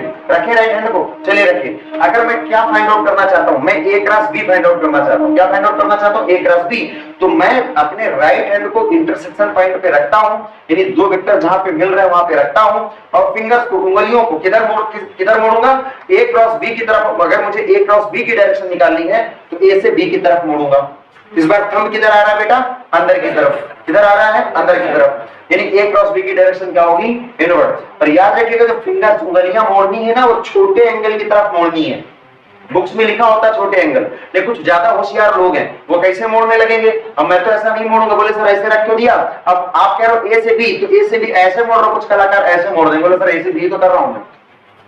अब ऐसे लोग कर सकते हैं, तो मैं वो चीज नहीं बता रहा हूं आपको। किधर मोड़ोगे, छोटे कोण की तरफ से, छोटे एंगल की तरफ से। तो देखिए क्या कर रहा हूं, राइट हैंड को हम लोगों ने यहाँ पे रखा और मुझे ए क्रॉस बी फाइंड आउट करनी है, तो फिंगर्स को मोड़ रहा हूँ, थंब क्या आ रहा है, इनवर्ट। ठीक है ना? तो इस बार मैं क्या कर सकता हूँ प्यारे बेटे, यहाँ पे बहुत ध्यान से देखिएगा। इनवर्ट को मुझे क्या, जैसे अंदर की तरफ वो मैं नहीं बना पाऊंगा, तो मैं यहाँ पे नीचे की तरफ बना दे रहा हूँ। ठीक है ना? परेशान मत होइएगा। तो ये डायरेक्शन किसकी होगी, a क्रॉस b। क्लियर हुआ? अगर प्यारे बेटे मैं क्या फाइंड आउट करना चाहता था, मैं अगर बी क्रॉस ए फाइंड आउट करूं, क्या फाइंड आउट करूं, बी क्रॉस ए फाइंड आउट करूं, तो फिर क्या होगा, ये तो बाहर की तरफ आ रही है। देखो जरा राइट हैंड को मैंने इंटरसेक्शन पॉइंट पे रखा, बोलो बेटा, और फिंगर्स को किधर से किधर मोड़ रहा हूं, बी से ए। क्यों बेटा, मुझे इस बार फाइंड आउट करना है बी क्रॉस ए। सुन आया ना? तो जब बी क्रॉस ए की डायरेक्शन में फाइंड आउट करो तो किधर आ रहा है, देखो फिंगर्स को बी से ए मोड़ रहा हूं, तो तब किधर आ रहा है, बाहर की तरफ। दैट इज इस बार हमारे पास, मैं इसको क्या कर देता हूं, मैं यहाँ पे, अब बाहर की तरफ का मतलब क्या हुआ, मैंने ऊपर की तरफ यहाँ पे दिखा दिया क्योंकि मैं वहां पे दिखा नहीं सकता था। दैट इज क्या हो गया, बी क्रॉस ए। याद रखिएगा, ठीक है, नहीं समझ में आया? तो जो ए क्रॉस बी या बी क्रॉस ए की डायरेक्शन हुई वो क्या हुआ, वेक्टर ए और वेक्टर बी से बनने वाले प्लेन के क्या होगी, परपेंडिकुलर। कहते से इसको मुझे किस तरह से दिखाना चाहिए, तो मैं मार्कर के अकॉर्डिंग दिखा देता हूं। ये बोर्ड में तो अभी तो इसी प्लेन में आ गया ना। कहते से हमारे पास क्या, ए क्रॉस जो ए क्रॉस बी था वो अंदर की तरफ था तो इनवर्ट, और जो बी क्रॉस ए है वो बाहर की तरफ, तो यानी कि आउटवर्ड। ऐसा होगा, इस बोर्ड के परपेंडिकुलर होगा। बी क्रॉस से क्या होगा, बाहर, अभी जब देखा, और ए क्रॉस बी क्या था, इनवर्ट। सुन यार, मजबूरी बस ये क्योंकि 2D प्लेन है तो मुझे यहाँ पर दिखाना पड़ रहा है। सुन में आ गया कि नहीं है? अच्छा एक बात गौर करिए सर, जो हमारे पास ये ए क्रॉस बी की डायरेक्शन थी, हम लोगों ने देखा कि ये डाउनवर्ड आ रही थी, क्या आ रही थी, ये इनवर्ड आ रही थी, क्या आ रही थी, इनवर्ड, यानी अंदर की तरफ, ठीक है, इनवर्ड। और कैसी थी, इनवर्ड नॉर्मल टू क्या था, प्लेन। और किस प्लेन के, फॉर्म बाई, किससे बन रहा था, vector A and vector b. जो ए और बी से क्या बन रहा था, प्लेन बन रहा था, उसके लंबवत। हिंदी मीडियम के बच्चे कैसे समझेंगे, अंदर की तरफ, है ना, और क्या था, लंबवत अंदर की तरफ, और किस प्लेन के, जो कि ए और बी से मिलकर बन रहा है। समझ में आया ना? और बी क्रॉस ए की डायरेक्शन क्या थी, पहले बेटे बताओ, बी क्रॉस ए की डायरेक्शन में क्या थी, आउटवर्ड। क्या थी ये, आउटवर्ड थी, है ना। और किसके outward, form outward to normal, sorry outward, और क्या थी, नॉर्मल टू प्लेन। और वो प्लेन किससे मिलकर बना था प्यारे बेटे, form by vector A and vector B. ठीक है प्यारे बेटे, यानी कि जो बी क्रॉस ए था वो लंबवत बाहर की ओर था, और उस प्लेन के, उस समतल के लंबवत था जो कि ए और बी से मिलकर बन रहा। ठीक है ना प्यारे बेटे, आप लोग अपनी लैंग्वेज में हिंदी में लिख लीजिएगा, इंग्लिश मीडियम वाले बच्चों के लिए तो मैं भी दिखा रहा हूँ। एक बात गौर करके देखिए सर, ए क्रॉस बी की डायरेक्शन और बी क्रॉस ए की डायरेक्शन आपस में क्या होगी, अपोजिट होगी। क्या होगी, अपोजिट होगी। आप बताओ, हम लोगों ने डॉट प्रोडक्ट, ये प्रॉपर्टी हो जाती, first property of the cross product क्या हो जाती थी, डॉट प्रोडक्ट की जब प्रॉपर्टी सीखते थे तो हम लोगों ने जाना था कि dot product of the two vectors वो कम्यूटेटिव होता है, यानी क्रम विनिमय होता है। A dot B is equal to B dot A, क्योंकि बराबर था, वहां डायरेक्शन का कोई मतलब नहीं है। और प्यारे बेटे यहाँ पर डायरेक्ट दो वेक्टर इक्वल तभी होते हैं जब दोनों की मैग्नीट्यूड यानी परिमाण के साथ साथ डायरेक्शन यानी दिशा भी बराबर हो, सेम हो, एक ही दिशा में हो। प्यारे बेटे मैं देख रहा हूं ए क्रॉस बी तो नीचे का मतलब ये इनवर्ट था, अंदर की तरफ, मुझे मजबूरी बस यहाँ पे दिखाना पड़ा। सुन में है ना? और ये मेरे पास बी क्रॉस है क्या, ये बाहर की तरफ, सुन में है ना? तो दोनों तो आपस में क्या है, विपरीत दिशा में, अपोजिट डायरेक्शन में। इसका मतलब अगर दो वेक्टर एक ही डायरेक्शन में नहीं है, एक ही दिशा में नहीं है, तो ये बराबर नहीं है। और जब ये बराबर नहीं है तो प्यारे बेटे हम लोग क्या बोलेंगे कि जो ए क्रॉस बी यानी कि जो क्रॉस प्रोडक्ट होता है दो वेक्टर्स का जो क्रॉस प्रोडक्ट होता है प्यारे बेटे वो कम्यूटेटिव नहीं होता। क्यों? क्योंकि दोनों की डायरेक्शन क्या होती है, अपोजिट। तो A cross B does not equal to B cross A. A cross B और बी क्रॉस ए कभी बराबर नहीं। दिमाग में रहेगा ना? क्या करते हैं प्यारे बेटे, क्रॉस प्रोडक्ट की डायरेक्शन फाइंड आउट करने के लिए राइट हैंड थंब रूल हम लोगों ने क्या सीखा, प्लीज मैं लैंग्वेज बोल रहा हूँ, इसको क्या करेंगे अभी नोट करेंगे, है ना? पॉज करो, नोट करो, मैं लैंग्वेज बात। प्यारे बच्चों, क्रॉस प्रोडक्ट में जो हम लोगों ने पढ़ा था, देखो लो यहाँ पे, देखो बेटा प्लीज एक बार देखो जरा, सभी लोग कंसंट्रेट करो, देखो मुस्कुराना बंद करो बेटा। A cross B is equal to क्या था मेरे पास प्यारे बेटे, ए बी साइन थीटा, और हमारे पास यहाँ पे क्या आता था, एन कैप ना। बहुत सारे ऐसे हमारे पास क्वांटिटीज़ हैं, जैसे कि हम बात करते हैं टॉर्क की, है ना? अगर यहाँ पर एग्जांपल्स में देखें क्रॉस प्रोडक्ट में, तो जैसे हम टॉर्क की बात करते हैं ना, टॉर्क सुना, कितने लोगों ने टॉर्क के बारे में सुना है? Torque that is the moment of force, है ना? टॉर्क के बारे में आगे पूरा डिटेल्स हम लोग कभी पढ़ लेंगे, है ना? टॉर्क एक्चुअली होता क्या था, हमारे टर्निंग इफेक्ट ऑफ फोर्स, किसी फोर्स से क्या होता है, टर्निंग इफेक्ट, यानी कि एक ऐसा एक्सटर्नल इफेक्ट जो किसी बॉडी को क्या करता है, रोटेट करने के लिए रिस्पॉन्सिबल होता है, उसे क्या बोलते हैं हम लोग, टॉर्क। ठीक है ना? बॉडी में फोर्स अप्लाई करोगे तो फिर बॉडी क्या करती है, रोटेट करती है, लेकिन केवल फोर्स अप्लाई करने भर से बॉडी रोटेट नहीं करती है जब तक उसमें टॉर्क नहीं आएगा। ठीक है ना? तो टॉर्क क्या होता है प्रॉपरली वो हम लोग आगे के टॉपिक्स में पढ़ेंगे, क्योंकि हो सकता है पीछे आप लोगों ने नहीं पढ़ रखा होगा। फिलहाल मैं आपको एग्जांपल्स बताता हूँ। जो टॉर्क होता है वो हमारे पास क्या होता है, आर क्रॉस एफ। क्या होता है वो, आर क्रॉस एफ। प्यारे बेटे एफ क्या होता है, इट इज द फोर्स, है ना। मान लेते हैं कोई ये बॉडी है, बहुत ध्यान से सुनिएगा प्लीज यहाँ पे, ठीक है ना। और इस बॉडी से क्या पास कर रही है प्यारे बेटे, यहाँ से क्या पास कर रही है, ये मेरे पास बॉडी है, और इस बॉडी से क्या, यहाँ से क्या पास कर रही है, एक्सिस गुजर रही है ना, यहाँ से क्या गुजर रही है, एक्सिस। और ये बॉडी क्या कर रही है, इस एक्सिस के अबाउट क्या कर रही है, या तो कुछ इस तरह समझो, ऐसे ऐसे समझो। ये बॉडी हमारी क्या कर रही है, इस एक्सिस के अबाउट क्या कर रही है, रोटेट कर रही है। This is the body and this body is rotating about this axis. तो प्यारे बेटे अगर यहाँ पे हम क्या लगा देते हैं, फोर्स लगा देते हैं। यहाँ पे क्या लगा देते हैं, फोर्स लगा देते हैं। समझ में आया ना, इस जगह पे क्या लगाते हैं, फोर्स। और इस फोर्स के अंदर में बॉडी क्या कर रही है, रोटेट कर रही है। समझ रहे हैं, नहीं समझ रहे हैं, बॉडी रोटेट कर रही है। तो फिर क्या हुआ यहाँ पर, और यहाँ से मान लेते हैं कि ये हमारे पास क्या है, एक इस जो एक्सिस है, जहाँ से एक्सिस गुजर रही है, उस एक्सिस और जो एक पॉइंट ऑफ एप्लीकेशन है जहाँ पर ये फोर्स काम कर रहा है, तो इस पॉइंट से इस फोर्स जहाँ पे काम कर रहा है, ये हमारे पास क्या हो गया, पोजीशन वेक्टर। क्या हो गया मेरे बेटे, ये पोजीशन वेक्टर है ना। जहाँ पोजीशन वेक्टर एक्चुअली हुआ करता था किसी पॉइंट की क्या बताता था, पोजीशन बताता था। बट एक्चुअली हम इसे अगर रेडियल वेक्टर बोल दें, यानी कि ये वेक्टर क्या रिप्रेजेंट कर रहा है, जहाँ पर जिस पॉइंट से एक्सिस गुजर रही है वहाँ से लेके इस जहाँ पर ये फोर्स काम कर रहा है ना, that is force point of application, है ना, where the force is acting, जहाँ पे फोर्स काम कर रहा है। तो इस पॉइंट से लेके यहाँ तक का क्या बता रहा है, एक तरीके से ये रेडियल वेक्टर हो गया। तो वेक्टर आर और वेक्टर एफ को हम लोग क्या बोल देते हैं, यहाँ पे वेक्टर आर क्रॉस एफ को क्या बोलते हैं, जो इफेक्ट आता है उसको क्या बोलते हैं, टॉर्क। एक्चुअली पूरा मैं थोड़ा सा और बता देता हूँ। जब कभी अब देखिए जरा इसको प्यारे बेटे, अगर इस टॉर्क का मैग्नीट्यूड लेंगे, अगर यहाँ पे टॉर्क इज इक्वल टू कितना हो गया, आर क्रॉस एफ, है कि नहीं। तो अब हम लोगों ने देखा जरा, तो अब ये ए क्रॉस बी अगर इसे माने तो ये क्या लिखा जा सकता है प्यारे बेटे, आर एफ साइन थीटा, है ना प्यारे बेटे। अब थीटा किसके बीच का एंगल होगा, विक्टर आर और विक्टर एफ के बीच का एंगल होगा। क्लियर है कि नहीं क्लियर है। जैसे A cross B is equal to क्या होता था, ए बी साइन थीटा, और क्या होता था, एन कैप। अच्छा बेटा एन कैप क्यों लगाया हम लोगों ने, बिकॉज ऑफ इधर क्या है, वेक्टर है, ए एक वेक्टर क्वांटिटी है, बी एक वेक्टर क्वांटिटी है, बट ए क्रॉस बी क्या है, वो भी वेक्टर क्वांटिटी। इधर एन कैप लगाने की जरूरत पड़ी हमें। तो प्यारे बेटे आप बताओ, अगर हम टॉर्क इज इक्वल टू बोलते हैं आर क्रॉस एफ, तो प्यारे बेटे आर एफ साइन थीटा लिखा हो तो क्या सही है क्या, अरे इधर तो प्रॉब्लम क्रिएट हो रही है ना। तो ये तो वेक्टर हो गया, इधर क्या है, ये स्केलर है। तो फिर हम लोग फिलहाल क्या करते हैं, एक्चुअल में हम लोग यहाँ पे क्या करेंगे, ये तो इतना सीख लीजिए। तो एक्चुअली आर क्रॉस एफ का जो मैग्नीट्यूड होता है वो क्या हो जाता है, आर एफ साइन थीटा। क्या हो जाता है, आर एफ साइन थीटा। फिलहाल टॉर्क के बारे में हम लोग डिटेल से क्या करेंगे, जब टॉर्क का टॉपिक पढ़ रहे हैं वहाँ पे जानेंगे, ठीक है कि नहीं, ठीक है। और अगर हमारे पास ये थीटा क्या हो जाए, 90 हो जाए, क्या हो जाए, थीटा 90 हो जाए, तो हमारे पास जो टॉर्क आता है प्यारे बेटे, टाउ जो आएगा, वो टाउ जो हमारे पास आएगा। अब देखो मैंने यहाँ पे ऊपर वेक्टर नहीं लगाया है, छोटी छोटी बातों का क्या करते हैं, ध्यान में रखते हैं, मैटर करता है। क्यों मैटर करता है प्यारे बेटे, अगर यहाँ पे मैं वेक्टर लगा देता तो फिर यहाँ से मॉड हटाना पड़ता और यहाँ पे एन कैप का मल्टीप्लाई करना पड़ता। समझ रहे हैं, नहीं समझ रहे हैं, ओके। अब एक बात और समझिए, अगर ये हमारे पास 90 हो जाए, यानी अब थोड़ा समझ रहे तो समझ ही लीजिए, ये मान लेते हैं यहाँ पे फोर्स काम कर रहा है, बहुत ध्यान से देखिएगा, और ये मेरे पास इधर से क्या पास कर रही है, इस पॉइंट से प्यारे बेटे यहाँ से क्या पास कर रही है, एक्सिस, यहाँ से क्या पास कर रही है, एक्सिस, और इस एक्सिस के अबाउट ये बॉडी क्या कर रही है, रिवॉल्व कर रही है।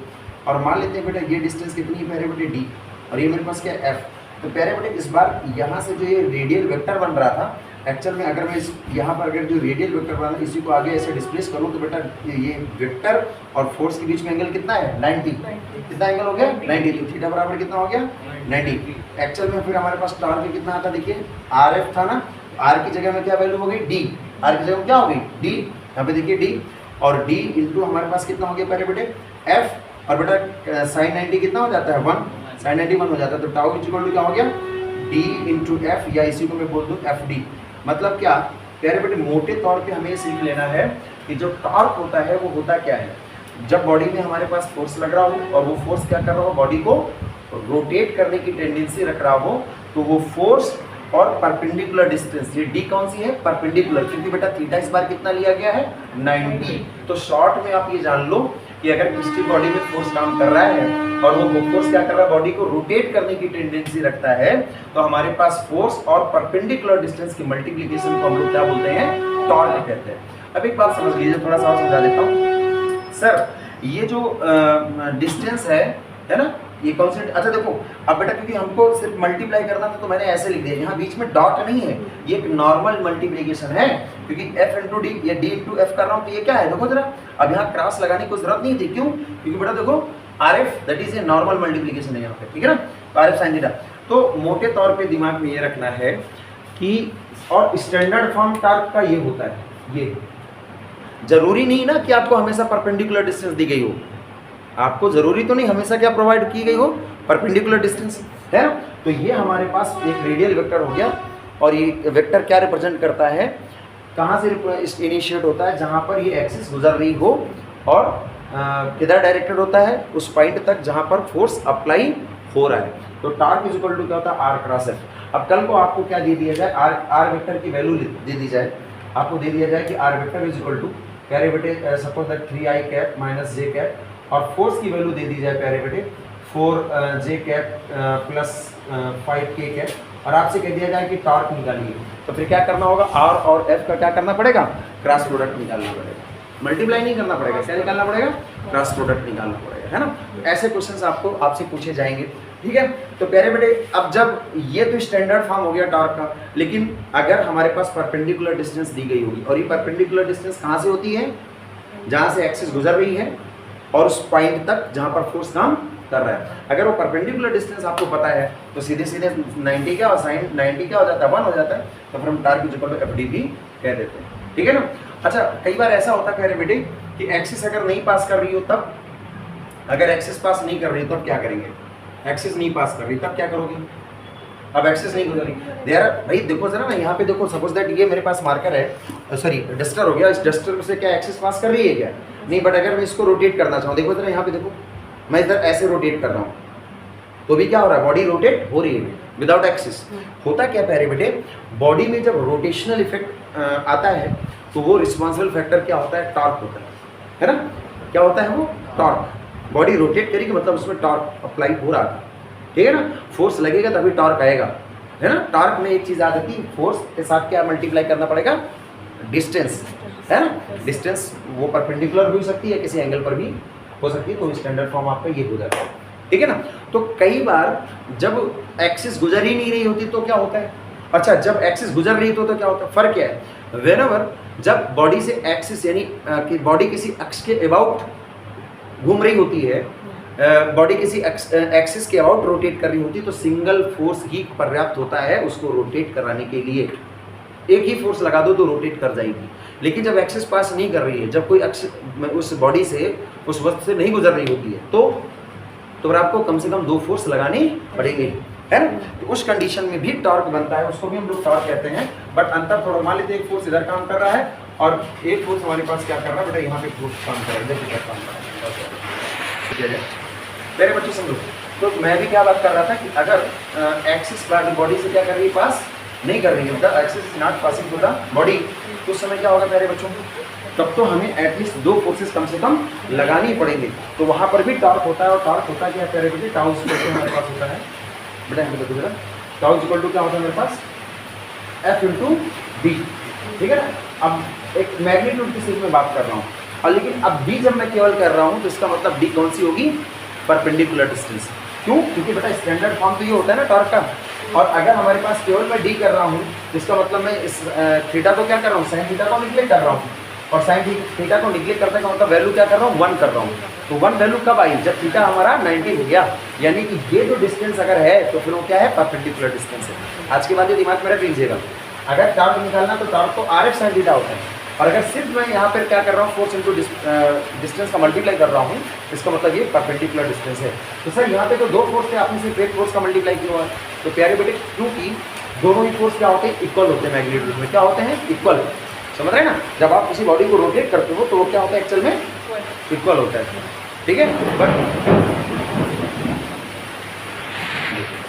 तो अभी क्या बता रहा था प्यारे बेटे, तो हमारे पास ये इक्वल और क्या होते हैं, अपोजिट होते हैं, क्या होते हैं, इक्वल और अपोजिट होते हैं, ठीक है, दिमाग में रखोगे।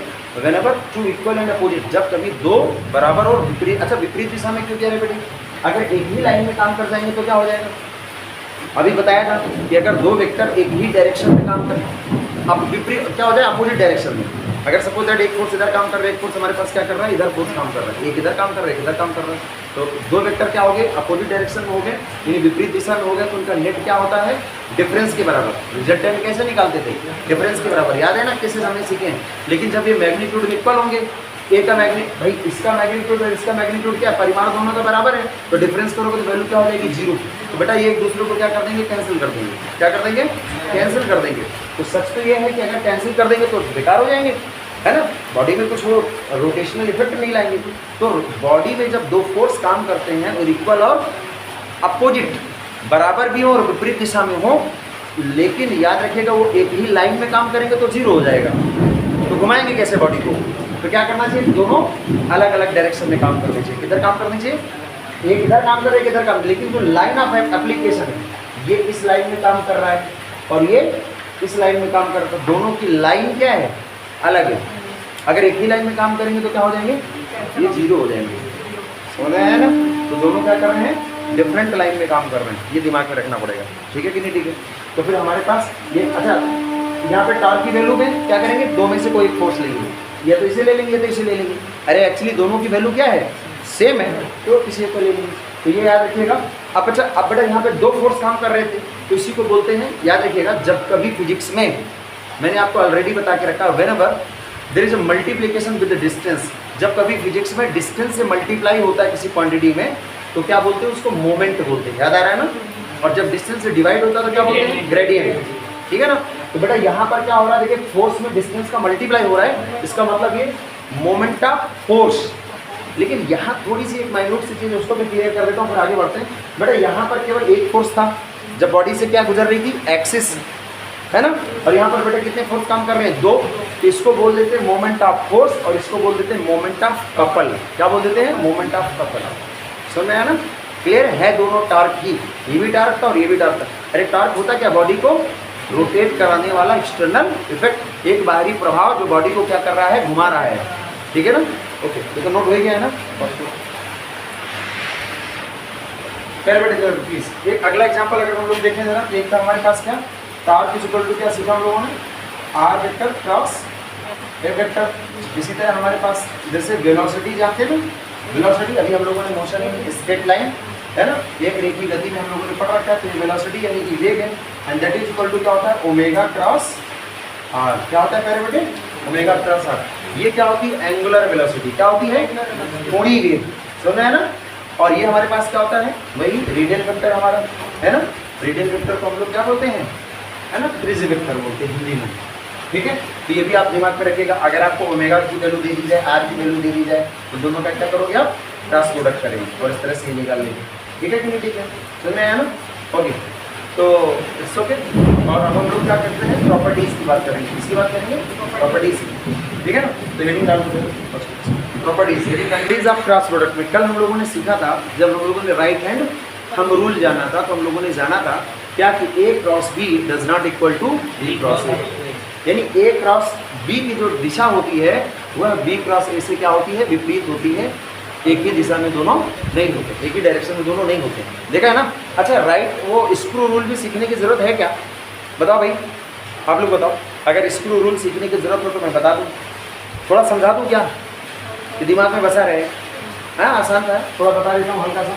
जैसे मान लीजिए मेरे पास ये वेक्टर ए था और ये मेरे पास क्या मेरे बेटे वेक्टर बी है, और दोनों के बीच में एंगल कितना है, थीटा है ना।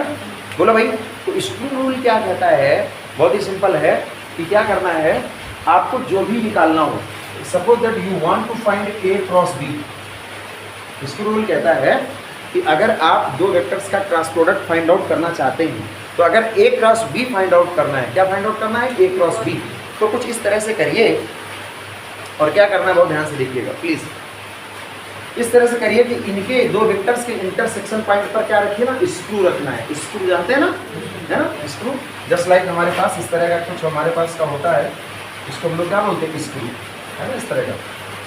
ये क्या हो जाएगा, आपका स्क्रू हो जाएगा इस तरह से, ठीक है ना। तो वो क्या कहते हैं, इधर देखो प्लीज समझ लो, स्क्रू के यहाँ पे क्या करना है, रखना है। अच्छा ये ऑलरेडी आपको पता होता है, क्या पता होता है कि ए क्रॉस बी की जो डायरेक्शन होती है, वेक्टर ए और वेक्टर बी से बढ़ने वाले प्लेन पे क्या होती है, परपेंडिकुलर होती है। कल मैंने आपको बताया है ए क्रॉस बी जो होगा वो ए के भी परपेंडिकुलर होगा और बी के भी परपेंडिकुलर होगा, यानी ए और बी के क्या होगा, लंबवत होगा।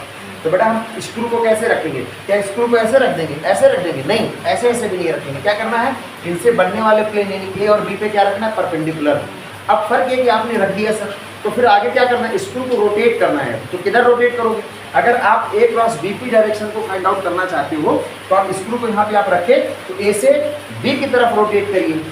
और अगर आप बी क्रॉस ए फाइंड आउट करना चाहते हैं, अगर आप बी क्रॉस ए फाइंड आउट करना चाहते हैं तो आपको क्या करना पड़ेगा, बी से ए की तरफ रोटेट करना पड़ेगा। तो जिधर स्क्रू मूव करे उधर ही उसकी क्या हो जाएगी, डायरेक्शन। अच्छा ये बताओ, जीवन में अगर कोई स्क्रू लगाया ना हो और उसको घुमाने के बाद पता ना चले कि स्क्रू किधर चल रहा है, तो रूल क्या हो जाएगा, रूल तो गलत नहीं है ना भाई, बट अप्लाई करना हमारे लिए क्या हो जाएगा, कठिन हो जाएगा, आपको समझ में नहीं आएगा, आप रिजल्ट ग्राउंड फाइंड आउट कर सकते हो।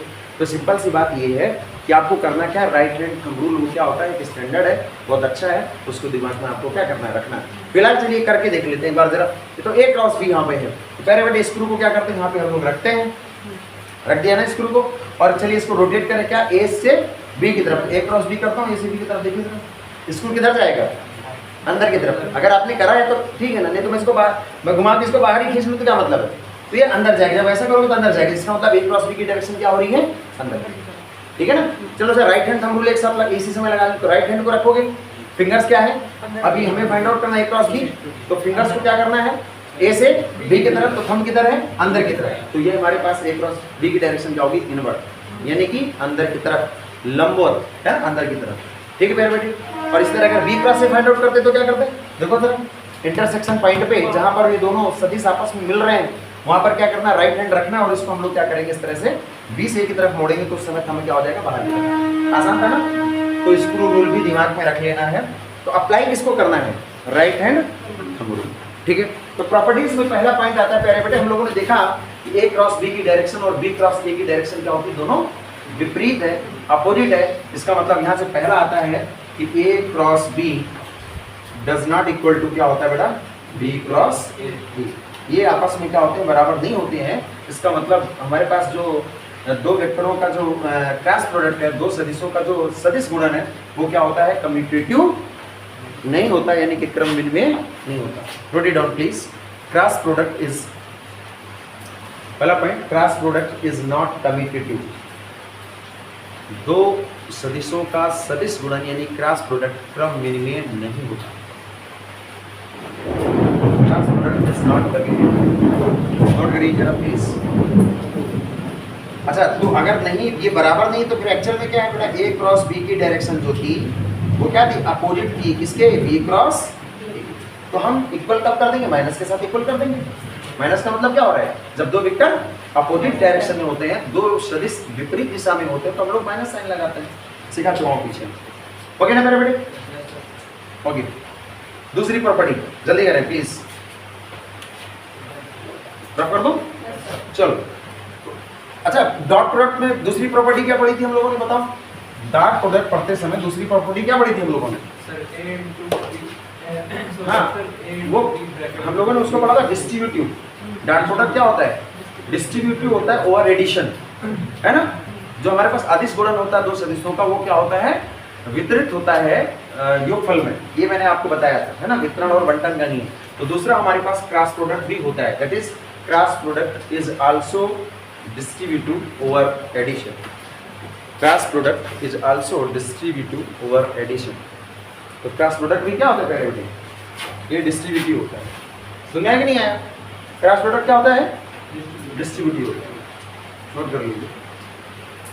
दैट इज ए क्रॉस, अगर मान लेते हैं इफ, अगर हमारे पास वेक्टर ए, वेक्टर बी और वेक्टर सी, ये हमारे पास क्या है, तीन वेक्टर है, तो फिर वेक्टर ए को मैं क्रॉस कर दूं, अगर इस तरह से लिख दूं, अरे बेटे समझ गया है ना। एडिशन में क्रॉस प्रोडक्ट क्या होता है, डिस्ट्रीब्यूटिव होता है। इसका मतलब क्या, इसको हम किस तरह लिख सकते हैं, ए क्रॉस बी प्लस हमारे पास क्या हो जाएगा, ए क्रॉस। क्लियर है कि नहीं क्लियर, डॉट में भी एक फॉलो किया था, यहाँ पर डॉट होगा तो भी वो हो जाता है। क्लियर है कि नहीं clear, note it down please. तो दो, अगर हमारे पास ये तीन सदिश है, vector A, vector B, vector C, तो इनका जो क्रॉस प्रोडक्ट होता है वो योगफल में क्या होता है, विपरीत होता है। इसको आप इसको लिख लीजिए। नेक्स्ट प्यारे बेटे नोट करिए इसको। हो गया, कंप्लीट हो गया। ओके प्यारे बेटे यहाँ पे देखिए प्लीज कंसंट्रेट करिएगा। हमारे पास अगर दो परपेंडिकुलर सॉरी एक ही डायरेक्शन में है, दो वेक्टर हमारे पास क्या है, पैरेलल है ना, दो समांतर सदिशों का जो क्रॉस प्रोडक्ट होगा वो क्या होगा। तो प्यारे बच्चे थीटा यहाँ पे कितना हो जाएगा, 0।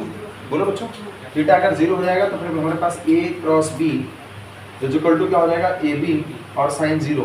तो बेटा हमारे पास साइन 0 की वैल्यू क्या हो जाती है, 0 हो जाती है। यहाँ एन कैप में लगा रहा हूँ, मैग्नीट्यूड निकाल ले रहे हैं फिलहाल। अभी हम लोग क्या निकाल रहे हैं, मैग्नीट्यूड है ना। तो मैं क्रॉस प्रोडक्ट का क्या निकाल रहा हूँ, मैग्नीट्यूड। तो यहाँ पे मुझे एन कैप लगाने की कोई जरूरत नहीं पड़ रही है। फिलहाल हमारे पास साइन 0 की वैल्यू क्या हो जाएगी, 0। यानी कि जो हमारे पास दो अगर पैरेलल वेक्टर हैं तो उनका क्रॉस प्रोडक्ट कितना हो जाता है, 0 होता है। दो समांतर सदिशों का जो क्रॉस प्रोडक्ट होता है, सदिश गुणन होता है, वो क्या होता है, 0 होता है। नोट इट डाउन प्लीज, लिखिए जरा। अच्छा इसकी क्या थ्योरी लिखाने की जरूरत है क्या, देख के नहीं समझ पाओगे है ना। The cross product of the to parallel vectors क्या होगा, वो 0 होगा।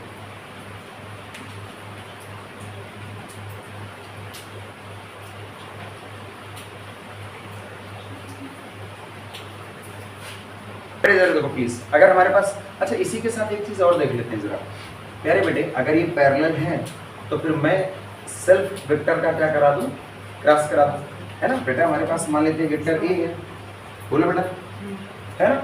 और इसी में इसी का इसी से क्रॉस करा दूं, इसका मतलब क्या हुआ, इसी वेक्टर के ऊपर एक वेक्टर हो गया, है ना, यही स्वयं वेक्टर है। तो फिर प्यारे बेटे अगर इसी का इसी से कराऊं तो इसका मतलब क्या हो गया, दोनों के बीच में एंगल कितना हो जाएगा, 0, है ना।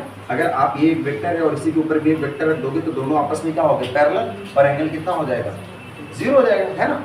तो प्यारे बेटे हम क्या करा दें, वेक्टर a क्रॉस a, है ना।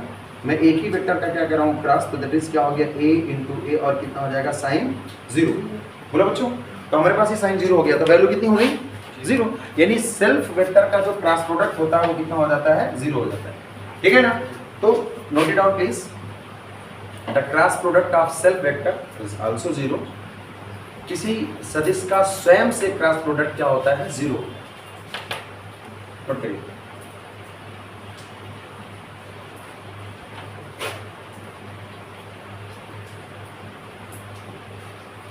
ओके प्यारे बेटे, तो जरा अगला पॉइंट देखते हैं जरा। यहाँ पे इतना हो गया ना भाई, ओके। अच्छा एक बात और समझो जरा प्यारे बेटे, अगर आई का आई से कराऊं, जे का जे से कराऊं, के का कैसे कराऊं। अच्छा आई का माइनस आई से कराऊं, चलिए एक अभी रुक लेते हैं, एक 180 वाला भी सीख लेते हैं, 180 वाला सीख लेते हैं। तो पैरेलल वाला हम लोगों ने सीख लिया, और अभी एक केस देख लेते हैं बेटा, एक साथ उसमें ले लेते हैं कि हमारे पास अगर दो वेक्टर क्या हो, एक वेक्टर ए है मेरे पास और दूसरा मेरे पास क्या है, अपोजिट है। ये मेरे पास क्या है, अपोजिट है, वेक्टर बी, है ना। यानी दो विपरीत सदिशों का जो क्रॉस प्रोडक्ट होगा, the cross product of the to opposite vectors. तो यहाँ पर थीटा कितना हो जाएगा प्यारे बेटे, थीटा कितना हो जाएगा मेरे पास, 180। तो फिर हमारे पास चलो करें A cross B is equal to कितना होता है प्यारे बेटे, ए बी साइन 180। अच्छा चलो साइन 180 कितना होता है, 0। कास्ट 180 कितना होता है, -1। ये रटने की जरूरत नहीं है यार, मैं आपको बता चुका हूँ ना, RSTC वाला याद है कि नहीं याद है। अब कई बार वो चीज़ें हो जाती है तो दिमाग में रखिएगा। तो साइन 180 कितना होता है, 0। तो बेटा साइन 180 0 होगा तो वैल्यू कितनी आ गई मेरे पास, 0। अरे तो हम लोगों ने देखा कि अगर दो सेम डायरेक्शन में हो, अगर दो सदिश एक ही दिशा में हो, या हमारे पास दो वेक्टर क्या हो, अपोजिट डायरेक्शन में हो, विपरीत दिशा में हो, उनका जो क्रॉस प्रोडक्ट होता है वो क्या होता है, 0 होता है ना। अच्छा स्वयं का स्वयं से क्रॉस प्रोडक्ट क्या होता है, 0। किसी वेक्टर का किसी सदिश का स्वयं से जब क्रॉस प्रोडक्ट कराते हैं तो वो भी क्या आता है, 0 आता है। अच्छा ये रटने की जरूरत है क्या यार, अगर आपको बेसिक रूल पता है कि a cross b equal to AB sine theta, तो फिर क्या होगा, आपको ये चीज़ें ऑटोमेटिकली क्या आ जाएंगी, दिमाग में रहेंगी। तो प्रॉपर्टीज ये कोई ऐसी बात नहीं है, आप ऐसे भी दिमाग में रख सकते हो, आपके होम एग्जाम के लिए लिखने के लिए आ जाए प्रॉपर्टीज, या कोई डेरिवेशन बीच में आपको या कुछ आपको क्वेश्चन दिया जाए और वहाँ पे इनको अप्लाई करने की जरूरत पड़ जाए, इसलिए इनको थोड़ा दिमाग में रखना, ऐसी कोई जरूरत नहीं है। नोट करिए इसको जरा। अगला देखो फिर, नेक्स्ट देखते हैं प्यारे बच्चों। अगर प्यारे बेटे इधर देखिएगा ध्यान से बेटा, इधर देखो, हम लोगों ने क्या किया, दो पैरेलल वेक्टर्स का यानी दो समांतर सदिशों का, और किसी वेक्टर का स्वयं से वो भी 0 आ रहा था, और अपोजिट वेक्टर्स का देखा वो भी क्या आ रहा था, 0 आ रहा था। अब बहुत ध्यान से देखिएगा, मैं कुछ यूनिट वेक्टर्स में यानी एकांक सदिशों का क्रॉस प्रोडक्ट लिख रहा हूँ। अब मैं अगर i से i का क्रॉस लिख रहा हूँ, मैं जे का जे से क्रॉस लिख रहा हूँ, मैं के का के से क्रॉस लिख रहा हूँ, याद आ रहा है? डॉट प्रोडक्ट में स्वयं से क्या आता था? 1 आता है, क्योंकि वहाँ पर ए बी कॉस 90 कॉस था ना, तो कॉस 90 क्या होता है? 1 होता है। तो दिमाग में रखोगे इतना, तो अगर वो मेन जो आपका कॉन्सेप्ट है दिमाग में रहेगा तो इनको रटने की जरूरत नहीं होगी। अच्छा चलो एक बात और लिख रहा हूँ, आई का सर माइनस आई से लिख दे रहा हूँ। अच्छा सर मैं अगर जे का माइनस जे से लिख दे रहा हूँ, सर मैं के का माइनस के से लिख दे रहा हूँ, तो फिर अभी मैं समझाना ये चाह रहा था मेरे बच्चों कि आई और आई ये तो आपस में क्या हो गए? पैरेलल हो गए, स्वयं का स्वयं से, है ना। तो आई अभी अगर ए क्रॉस बी देखें तो ए क्रॉस बी क्या होता है? A B sine 90। बोला बच्चों, बोलो बच्चों, है ना। तो बेटा अगर अच्छा एक चीज़ बताओ मुझे, बहुत ध्यान से बताना। देखो जीरो वेक्टर आ रहा है ना, तो जीरो भी क्या होता है? एक वेक्टर होता है। तो कहने से मुझे यहाँ पे क्या लगा लेना चाहिए था? मॉड लगा लेना चाहिए, है ना। अगर आइडियली देखा जाए यहाँ पे क्या लगा लेना चाहिए था? मॉड लगा लेना। प्यारे बच्चों मॉड इसलिए क्योंकि हम देखो अगर यहाँ पे इधर हम क्या करेंगे, अगर मॉड नहीं लगा रहे हैं तो उसका मतलब वेक्टर है, तो उधर भी हमें क्या करना पड़ेगा? वेक्टर लिखना पड़ेगा, क्योंकि zero itself is a vector. Zero भी क्या होता है? एक वेक्टर होता है। जीरो वेक्टर हम लोगों ने पढ़ रखा है ना, तो दिमाग में रखिए। खैर छोड़िए, तो प्यारे बड़ी इधर देखो जरा, हम आई का आई से जब क्रॉस करते हैं इन सब का मॉड हम निकाल रहे हैं, यानी मैग्नीट्यूड यानी कि परिमाण निकाल रहे हैं, ठीक है। चलो तो बेटा आई का आई से स्वयं से करेंगे तो वैल्यू कितनी हो जाएगी? 0 हो जाएगी। क्यों? अभी हम लोगों ने देखा कि स्वयं का स्वयं से करते हैं तो कितना आता है? 0 आता है। किसी वेक्टर का स्वयं में क्रॉस प्रोडक्ट। अच्छा जे का करेंगे तो 0 आ गया, के का कैसे करेंगे तो 0 आ गया, और आई का माइनस आई से कर रहे हैं तो क्या हो गया? अच्छा अगर मान लेते हैं हमारे पास एक्स एक्सिस इधर है और क्या हो गया? एक्स एक्सिस इधर है तो हमारे पास क्या हो जाएगा? इधर आई कैप हो जाएगा और माइनस एक्स में क्या हो जाएगा? माइनस आई हो जाएगा। तो ये दोनों आपस में कितने हो गए? 180। और जब 180 होगा तो भी हम लोगों ने देखा क्या आया? 0 ही आया। देखो जब हमारे पास 180 है तो भी क्या आया? 0 है ना। तो फिर ये भी हमारे पास क्या हो गया? 0 हो गया, और ये भी हमारे पास 0 हो गया, और ये भी हमारे पास क्या हो गया? 0 हो गया। समझ में आया ना। तो आई का आई से, जे का जे से, के का के से, आई का माइनस आई से, जे का माइनस जे से, के का माइनस के से, ये सब क्या होता है? 0 cross product. Clear? Note it down please. Okay प्यारे बेटे, अगर हमारे पास note it down please, the cross product of the two perpendicular vectors, लिख लीजिए जरा, आगे हेडिंग डाल लीजिए या हेडिंग का पॉइंट डाल लीजिए, है ना। Cross product of two perpendicular vectors, दो लंबवत सदिशों का क्रॉस प्रोडक्ट यानी कि सदिश गुणन। इधर देखिए जरा, कंसंट्रेट करिए, कोई बात, जो भी पॉइंट था, पॉइंट क्या था जरा देखिए, कोई बात। चलो यहाँ पे ऐसे करो। तो प्यारे बेटे इस बार हमारे पास क्या है? देखो जरा, ये मेरे पास एक वेक्टर है, ये है, and here is the vector B, और यहाँ पर थीटा कितना हो गया प्यारे बेटे? 90। तो फिर हम इनका क्रॉस प्रोडक्ट करते हैं, जरा दो परपेंडिकुलर वेक्टर्स का क्रॉस प्रोडक्ट करेंगे तो कितना आ जाएगा? AC, और साइन क्या आ जाएगा? 90। ये सही लिखा, गलत लिखा हुआ? ये गलत लिखा, मॉड निकाल लेते हैं वहाँ पर 90। तो साइन 90 कितना होता है? 130 कितना हो गया? AB, right. अच्छा एक बात और थोड़ा समझते हैं। आप ही लोगों में से किसी ने पूछा था कि सर दो वेक्टर्स के बीच अगर एंगल निकालने की जरूरत पड़ती है तो सर हम डॉट प्रोडक्ट को प्रेफर क्यों करेंगे? अरे बात प्यारे बेटे बहुत ही सिंपल है कि हम लोग जानते हैं कि A dot B is equal to कितना होता है? AB cos थीटा, और अगर A क्रॉस B करते हैं उसका मॉड में लगा देता हूँ तो क्या हो जाएगा? AB साइन, AB क्या होता है? Sign theta. तो बेटा यहाँ से भी आप निकाल सकते हो, यहाँ से क्या आता है? cos theta is equal to, cos theta is equal to क्या आएगा? A डॉट B अपान क्या आएगा? AB, और sine theta is equal to बेटा कितना आएगा? A क्रॉस B अपान क्या आएगा? AB, मॉड लगेगा। अच्छा आप बताओ, दो वेक्टर्स का डॉट निकालना आसान रहेगा कि क्रॉस निकालना? डॉट निकालना। वैसे तो क्रॉस अभी सीखा नहीं है, अभी सर कैसे पता है हमें क्रॉस आसान है कि डॉट आसान है, लेकिन मैं आपको समझाता हूँ। It is easy to calculate dot product of the two vectors. दो वेक्टर्स का डॉट प्रोडक्ट निकालना क्या होता है? आसान होता है, ठीक है ना। ये तो आप निकालिए, बट क्रॉस प्रोडक्ट थोड़ा सा निकालना क्या होता है? टाइम टेकन हो जाएगा, उसमें थोड़ा समय लग सकता है। तो जो चीज़ हमें जल्दी से कैलकुलेशन दे दे वो हम ट्रिक या वो मेथड हम अपनाएंगे ना। तो जब भी कभी दो वेक्टर्स के बीच एंगल की बात करें तो हमेशा क्या करना होगा? डॉट प्रोडक्ट वाला कॉन्सेप्ट हमें यूज करना होगा। समझ में आ गई ना बात? ओके चलो, तो ये तो साइड का मैटर हो गया। तो हमारे पास मेरे बेटे जो हमारे पास परपेंडिकुलर वेक्टर्स होते हैं, जब दो हमारे पास लंबवत सदिश होते हैं तो उनका जो डॉट प्रोडक्ट का जो परिमाण होता है, मैग्नीट्यूड होता है, वह दोनों वेक्टर्स के मैग्नीट्यूड्स के प्रोडक्ट के बराबर होता है, या दोनों हमारे पास जो सदिश थे उनके परिमाण के गुणनफल के बराबर होता है, ठीक है ना। तो इसको लैंग्वेज में लिखने की कोई ज़रूरत नहीं है, आप इस तरह से क्या करेंगे? नोट करेंगे। अब चलिए, बहुत इंटरेस्टिंग था, यहाँ पर देखिए जरा, हमारे पास यूनिट वेक्टर अगर आपस में परपेंडिकुलर हो जाए, क्या हो जाए? यूनिट वेक्टर आपस में परपेंडिकुलर हो जाए। जैसे हमारे पास यूनिट वेक्टर का होता है यूनिट वेक्टर परपेंडिकुलर ना हो जाए, अगर हम क्या करते हैं यूनिट परपेंडिकुलर यूनिट वेक्टर्स का आपस में क्या कराते हैं, क्रॉस प्रोडक्ट कराते हैं। जैसे आई जे के क्रॉस प्रोडक्ट कराते हैं, है ना। तो आई का आई से कराया था तो क्या था 0, जे का जैसे कराया 0, के का कैसे कराया तो कितना आ गया 0। लेकिन हम आई का किससे करा दें, जे से करा दें, है ना। अगला है हमारे पास क्या, देखिए जरा आई का क्रॉस प्रोडक्ट देखिए यहाँ पे पहले नोट मत करिए प्लीज। आई का मैं किससे करा रहा हूँ, जे से। अच्छा जे का मैं किससे करा रहा हूँ, के से। सर मैं के का किससे करा रहा हूँ, आई से। अच्छा यहाँ पे रिजल्ट क्या आएगा साथ में इधर देखेंगे। अगर हम जे का आई से करा दें तो सर क्या होगा, अगर सर हम के का जे से करा दें तो फिर सर क्या होगा, सर आई का हम के से करा दें तो फिर रिजल्ट क्या होगा। एनीवन अभी थोड़ी देर पहले जान चुके हैं कि दो परपेंडिकुलर वेक्टर्स अगर होते हैं, है ना, दो परपेंडिकुलर वेक्टर्स होते हैं तो उनका क्रॉस प्रोडक्ट क्या होता है, उनके परिमाण यानी मैग्नीट्यूड के मल्टीप्लिकेशन यानी प्रोडक्ट के क्या होता है, बराबर होता है। तो बेटा अगर ये आई क्या है, आई और जे आपस में क्या होते हैं, परपेंडिकुलर, है ना। देखिए हमारे पास हम लोगों ने सीखा था अगर ये आई ये एक्स एक्सिस है, वाई एक्सिस है और ये जेड एक्सिस, इधर आई कैप होगा और वाई में क्या होता है जे कैप और इधर क्या होता है के कैप। तो आई और जे का मल्टीप्लाई करोगे तो आपस में क्या आएंगे 90, है ना। तो प्यारे बेटे एक्चुअल में यहाँ पर वैल्यू क्या आने वाली बताओ, आई के जब जैसे कराओगे तो क्या आएगी, अरे आई जे कहाँ आएगा प्यारे बेटे, आई का मैग्नीट्यूड 1 होता है, जे का मैग्नीट्यूड क्या होता है 1 होता है। तो 1 × 1 कितना हो जाएगा 1 हो जाएगा। अब यहाँ पे क्या आएगा सर मॉड भी तो लगेगा, साइन कितना हो जाएगा मेरे पास 90, तो साइन 90 की वैल्यू क्या हो जाएगी 1। लेकिन इस बार मैं मॉड नहीं लगाना चाहता हूँ, मैं आई कैप जे की वैल्यू ही निकालना चाहता हूँ, इसकी वैल्यू निकालना चाहता हूँ, इसकी वैल्यू निकालना चाहता हूँ। तो अगर वेक्टर फॉर्म में आप लिखना चाहते हो, किस फॉर्म में लिखना चाहते हो, वेक्टर फॉर्म में लिखना चाहते हो तो क्या होगा। देखो जीरो वेक्टर को एक्चुअली कई बार लोग जीरो ही लिख देते हैं, लेकिन थोड़ा सा दिमाग में रखना चाहिए। सपोज दैट मैं आपको बता रहा हूँ, यहाँ पे बहुत ध्यान से देख लीजिएगा कि आई इंटू आई कर रहा हूँ, तो एक्चुअल में लोग क्या लिख देते हैं 0। तो जीरो वेक्टर की 0 लिख दिया, लेकिन एक्चुअल में लिखने के फॉर्म के ऊपर क्या लगा देना चाहिए था, वेक्टर लगा देना चाहिए। वैल्यू तो भले ही 0 है उसकी, but 0 itself is a vector.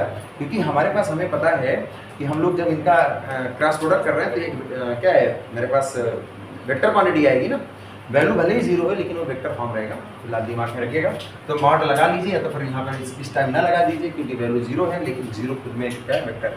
यहाँ पे देखते जरा प्लीज, अब इसकी वैल्यू कितनी आएगी 1 नहीं आएगी। क्यों नहीं आएगी 1 तेरे बेटे, क्योंकि मैंने मॉड थोड़ा लगाया है। अगर यहाँ पे मॉड लगा देता तो वैल्यू क्या हो जाती 1, फिर हमें उधर डायरेक्शन देने की जरूरत नहीं पड़ती, लेकिन फिलहाल हमें डायरेक्शन की क्या पड़ेगी जरूरत। अच्छा जरा करके देखो यार, चलिए सर करके देख लेते हैं सर एक बार, फिर आप हमें बता दीजिएगा। बेटा देखो जरा, ये मेरे पास क्या है, इधर मेरे पास क्या आई कैप, इधर मेरे पास क्या जे कैप, इधर मेरे पास क्या के कैप।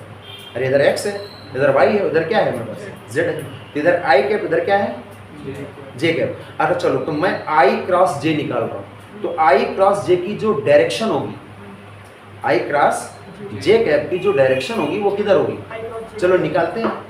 आई और जे दोनों पर क्या होगी, परपेंडिकुलर, है ना। कैसे निकालोगे, राइट हैंड थंब रूल से। तो मैं क्या कर रहा हूँ, आई क्रॉस जे निकालना चाहता हूँ, बहुत ध्यान से देखिएगा।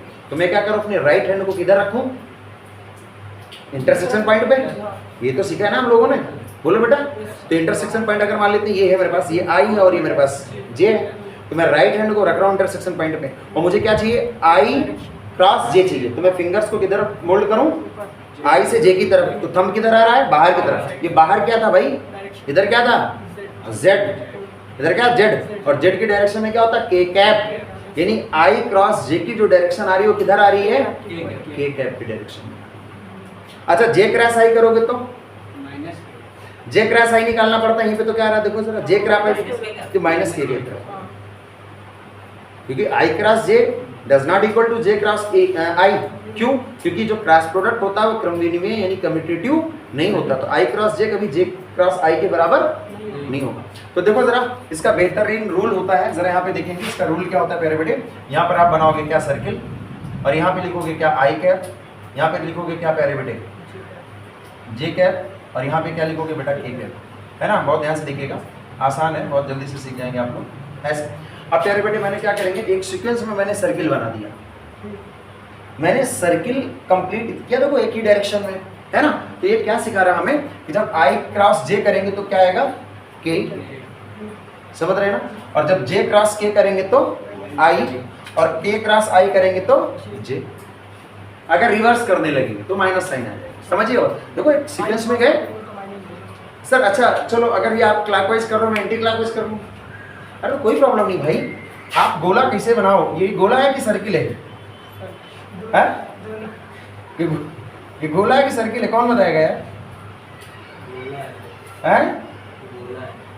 अरे पागल आदमी, गोला नहीं है, हिंदी में इसको बोलते हैं वृत्त। क्या बोलते हैं? वृत्त। Okay, actually it is a circle, right. चलो सर, अगर ये आप पे डिपेंड करता है कि आप इसको क्लॉकवाइज करना चाहते हो या एंटी क्लॉकवाइज करना चाहते हो, बस सीक्वेंस में रखना। अगर आप ऐसे कर रहे हो क्लॉकवाइज तो भी ठीक है, अगर आप एंटी क्लॉकवाइज कर रहे हो तो भी क्या है, ठीक है। सर अरे बिल्कुल सही है मेरे भाई, क्या सर सर चलो, आई का जैसे करोगे तो क्या आएगा? ये आएगा। जे का कैसे करोगे क्या आएगा? आई आएगा। और हमारे पास के का आई से करोगे तो क्या आएगा? समझ रहे नहीं समझ रहा? ओके, कंसिडर करें। Any question, any doubt? Okay, confusion की कोई बात नहीं है, सीक्वेंस को फॉलो करना है। किसको फॉलो करना है? सीक्वेंस को। ऐसा नहीं कि बहुत आसान है, देखो आई का जैसे करेंगे तो के आया, के का आई से करोगे तो जे आया। और जल्दबाजी कर दी हम लोगों ने, I cross J is equal to K, J cross K is equal to I, और K cross I is equal to J. तो यहाँ भी वही चीज हो सकता है, आई क्रॉस जे के, जे क्रॉस के आई, के क्रॉस आई जे। तो वो मैटर नहीं करेगा, बस जब आप इस सर्किल बनाइएगा तो सीक्वेंस में, सीक्वेंस में। अच्छा चलो, ये अगर ना बताया जाता तो क्या? अरे मोटी बुद्धि थोड़ो ना यार हमारे बच्चों की। अरे भाई आई जे के इस तरह सीख लेते हैं, तो आई जे का जब कराया गया तो के, और जे और के का कराओगे तो आई, और जब के और आई का कराओगे तो जे। ऐसे सीख लेना। क्लियर?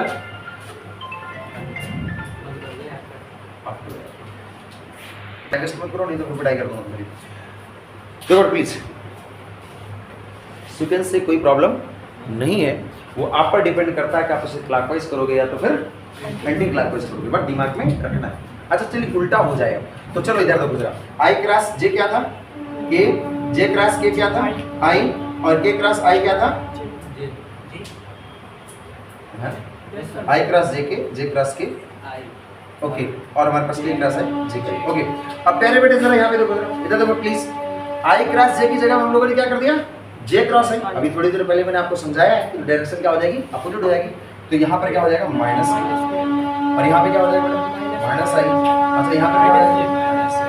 अच्छा और कोई, और कुछ आपके दिमाग में आ रहा है? और कुछ आपके दिमाग में आ रहा है? और कोई कॉम्बिनेशन दिमाग में आ रहा है? इनके अलावा कोई कॉम्बिनेशन दिमाग में आ रहा है? अगर माइनस कर दे तो minus I cap into J cap. Oh interesting है। इन्होंने क्या कहा, बहुत ध्यान समझिएगा, बहुत इसमें कोई प्रॉब्लम की बात नहीं है, है ना? चलिए करके देख लेते हैं। अभी एक क्वेश्चन पूछा इन्होंने, क्या पूछा कि सर यहाँ आई क्रॉस की आपने किया है, सर मैं क्या कर देता हूँ माइनस आई का कैसे कराता हूँ। चलिए करके देख लेते हैं। सर रटने वाली बात नहीं है ना, रटोगे नहीं आप प्लीज, ये तो आप लोगों ने समझ लिया ना। तो सीक्वेंस फॉलो करोगे तो आएगा, उल्टा कर दोगे तो उसमें माइनस लगेगा। अब इन्होंने क्या कहा कि सर माइनस आई में, यहाँ पे दिख रहा है बेटा देखो जरा, माइनस आई कैप में किसका मल्टीप्लाई कराना है? के का, है ना, दिस वन। तो प्यारे बेटे जब ऐसी कोई बात है ना तो यार वही अपना प्रैक्टिकल फॉर्म है ना, बुकिश तो बनना नहीं है। क्या हो गया देखो, कभी यार गड़बड़ होने के चांसेस ही नहीं रहेंगे। क्या बहुत देखो तो इधर देखो जरा, ध्यान से देखो बेटा, ये बेटा एक्स एक्सिस है, ये वाई एक्सिस और ये जेड एक्सिस है। अगर इधर क्या है आई, इधर क्या है आई, तो हमारे पास इधर क्या हो जाएगा? माइनस आई, उसका अपोजिट है ना। इसको हटाता हूँ जरा। अब चर्चा किसकी हो रही है? जेड की, और माइनस एक्स में यानी माइनस आई। बोले बेटा एक ये हो गया और एक ये हो गया। हमें क्या करना? माइनस आई क्रॉस के, राइट ना। तो दोनों ये है ना क्रॉस, तो मुझे बेटा क्या है, राइट हैंड अपना लेना है, और राइट हैंड को क्या करना है बेटा? किधर रखना है? इंटरसेक्शन पॉइंट पे। और क्या करना है? क्या निकालना है मुझको? माइनस आई टू के। तो बेटा किधर आ रहा है? अपवर्ड। अपवर्ड क्या मतलब? Y axis, positive axis, that is positive axis मतलब जे कैप।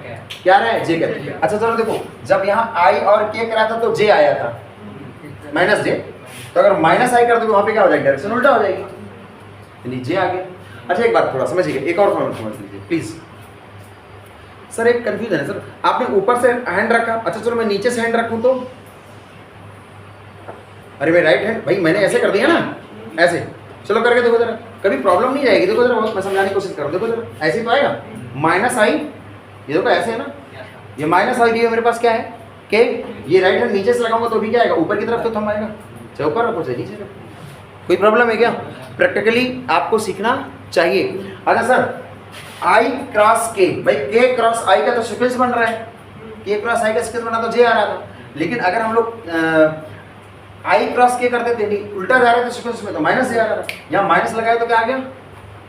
माइनस जे आ गया। भाई माइनस आई का कैसे कराया? तो आई क्रॉस के क्या होता था? माइनस है, तो माइनस आई और क्रॉस के का मतलब क्या हो गया? जे हो गया, तो डायरेक्ट ऊपर आ रही थी। अच्छा सर, दोनों अगर माइनस माइनस हो तो, दोनों माइनस माइनस हो तो, अरे भी कर रहे थे ना यार, ये माइनस आई था, इधर क्या था? जेड, ये तो हमारे ऐसा कर लो ना, तो माइनस आई माइनस का के, तो क्या किधर जा रहा था? माइनस आई और माइनस के कर रहे थे। चलो करो, कितना आएगा? नीचे आ रहा, देखो नीचे आ रहा है ना, माइनस है, किधर आ रहा? माइनस। बोलो भाई। जैसे पॉजिटिव में तो अच्छा, तो क्या अगर मान लो, अगर ये मान लो कि अगर हम ये प्रैक्टिकली करोगे तो कभी प्रॉब्लम जाएगी नहीं, प्रैक्टिकली करोगे तो कभी प्रॉब्लम नहीं जाएगी। लेकिन प्यारे बेटे, क्या अगर मान लो कि यहाँ से तुमको सीखना सीख लो ना, यहाँ सीखो आई क्रॉस के, तो ये सीक्वेंस में नहीं था, माइनस आया, एक साइन लगाया तो प्लस हो गया, दूसरा साइन फिर लगाएंगे तो फिर माइनस हो गया। सिंपल है। क्या सीखा? कुछ नहीं, आया ही नहीं। फिर से देखते हैं। अच्छा चलो, समझते हैं। देखो जब तक सीक्वेंस है तब तक तो ठीक है ना। अब यहाँ सीखते हैं, ऐसा सीक्वेंस में लेते हैं जरा। अच्छा, आई क्रॉस जे तो पता था वो के होता है, लेकिन अगर माइनस आई कर दे तो माइनस के, अगर माइनस माइनस फिर कर देंगे तो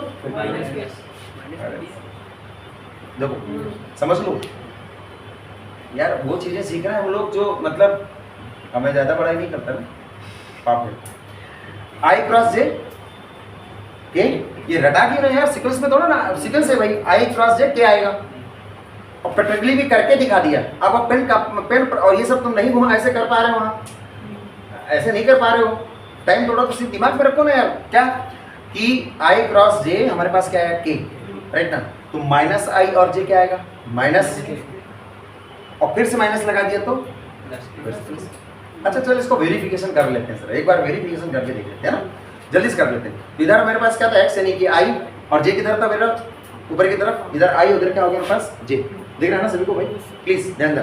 तो कौन ध्यान देखिए, अब मुझे क्या करना? आई क्रॉस जे, तो आई क्रॉस जे करेंगे तो देखो किधर हो गया? अरे इधर तो जेड था ना अपना, बोलो भाई, तो ये हमारे पास जेड हो गया, बोलो भाई, तो क्या हो गया? आई क्रॉस जे का मतलब क्या हो गया? के।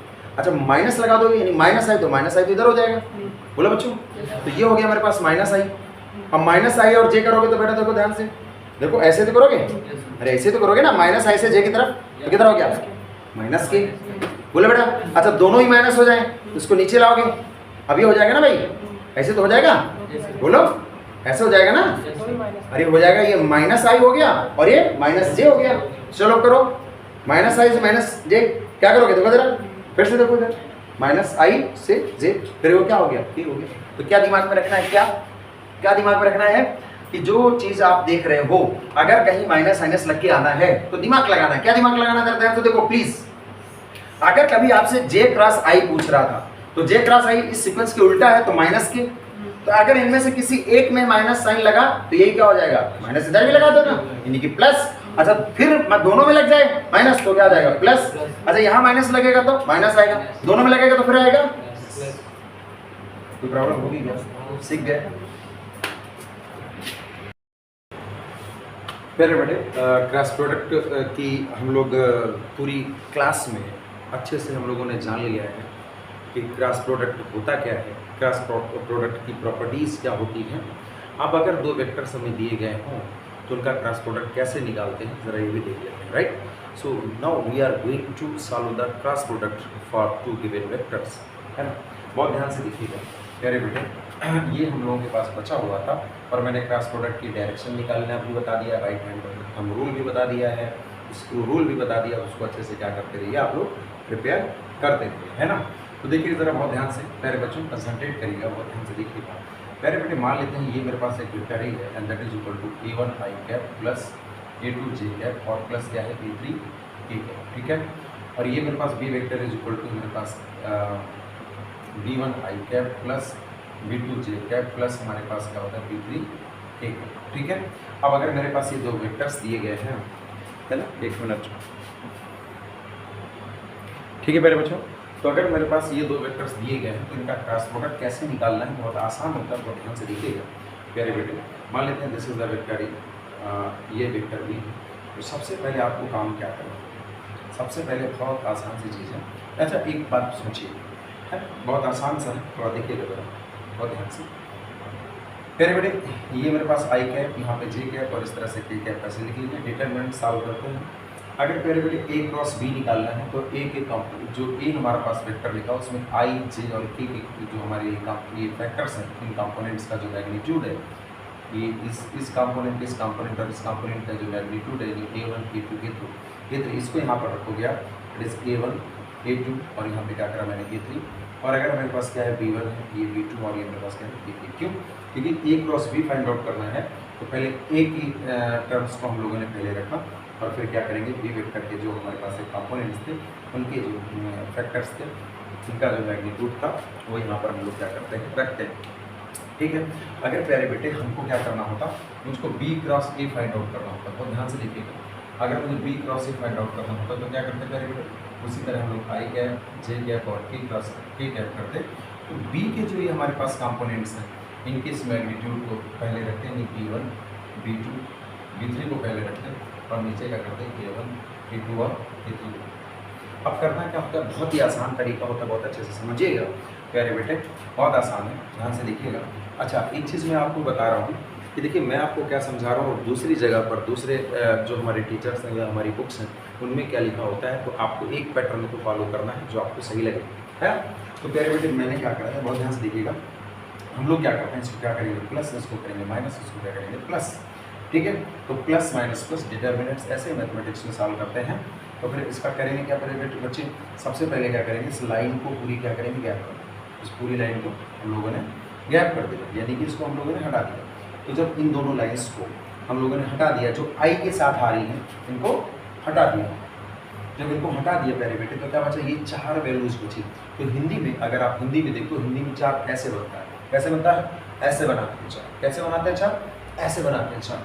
तो ये चीज़ ये देखो जरा, ये ऐसे, तो ये चार बनाते हैं। तो प्यारे बेटे हम लोग क्या करेंगे, ऐसे कर देंगे, मतलब इन दोनों को मल्टीप्लाई करोगे और उसमें इन दोनों के मल्टीप्लाई को क्या करोगे, सब्सट्रैक्ट करोगे। देखिए कैसे करेंगे, आई वाला कर रहे हैं तो प्लस के साथ आएगा, दैट इज हमारे पास प्लस आई कैप, और ये प्यारे बेटे ऐसे करना है, मतलब इसका मल्टीप्लाई करेंगे A2 B3 माइनस क्या करेंगे, इसका मल्टीप्लाई करके सब्सट्रैक्ट करना है, यानी B2 A3, that is B2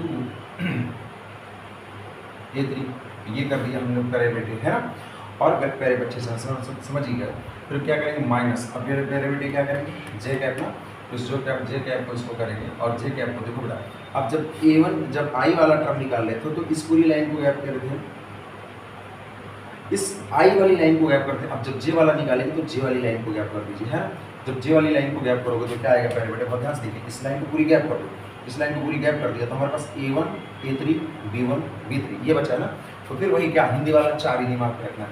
तो A1 ये हमारे पास टर्म आया, बट इस A1 B3 में A1 B3 में सब्सट्रैक्ट करना है क्या प्यारे बेटे, B1 A3 B1 और A3 plus plus minus plus, अब प्लस के साथ आएगा और ये क्या आएगा के कैप, और के कैप में जब करोगे तो बेटा क्या करना है प्यारे बच्चों, जरा देखो जरा, के कैप का करेंगे तो इसका इसके वाली लाइन को गैप कर दो, तो इस लाइन को गैप कर दो, तो ये चार टर्म्स हमारे पास बचे, फिर इसमें हिंदी वाला चार ऐसे ऐसे तो करेंगे बेटा A1 B2 की मल्टीप्लीकेशन में, A1 B2 की मल्टीप्लीकेशन में क्या करना है, सब्सट्रैक्ट करना है हमारे पास ये वाला मल्टीप्लीकेशन, यानी इसके मल्टीप्लीकेशन में इसके मल्टीप्लीकेशन सब्सट्रैक्ट कर देंगे, तो B1 और क्या आ गया।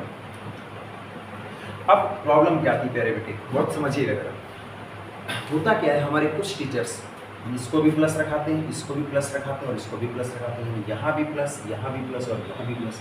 तो बेटा जब आप यहाँ प्लस करोगे इसका मतलब क्या होगा, इस यहाँ से क्या करोगे, अंदर से माइनस को कॉमन ले लोगे, जब माइनस कॉमन आएगा तो बेटा यहाँ आ जाएगा प्लस, और जब प्लस आ जाएगा तो बेटा ये जो प्लस में वैल्यू हो जाएगी माइनस, और जो ये सॉरी जो माइनस में वैल्यू हो जाएगी प्लस, और जो प्लस में वैल्यू हो जाएगी माइनस। इसका मतलब क्या, अगर आप इस पैटर्न को फॉलो नहीं करते और आप क्या करते हो, बहुत ध्यान से देखिएगा जरा, मैं अगर इस पैटर्न को फॉलो नहीं करती हूँ, आप इस पैटर्न को फॉलो करते हो, मैं तो इसी पैटर्न को फॉलो कराऊंगा। ये जो मैंने ऊपर वाला लिखा मैं इस पैटर्न को फॉलो कराऊंगा।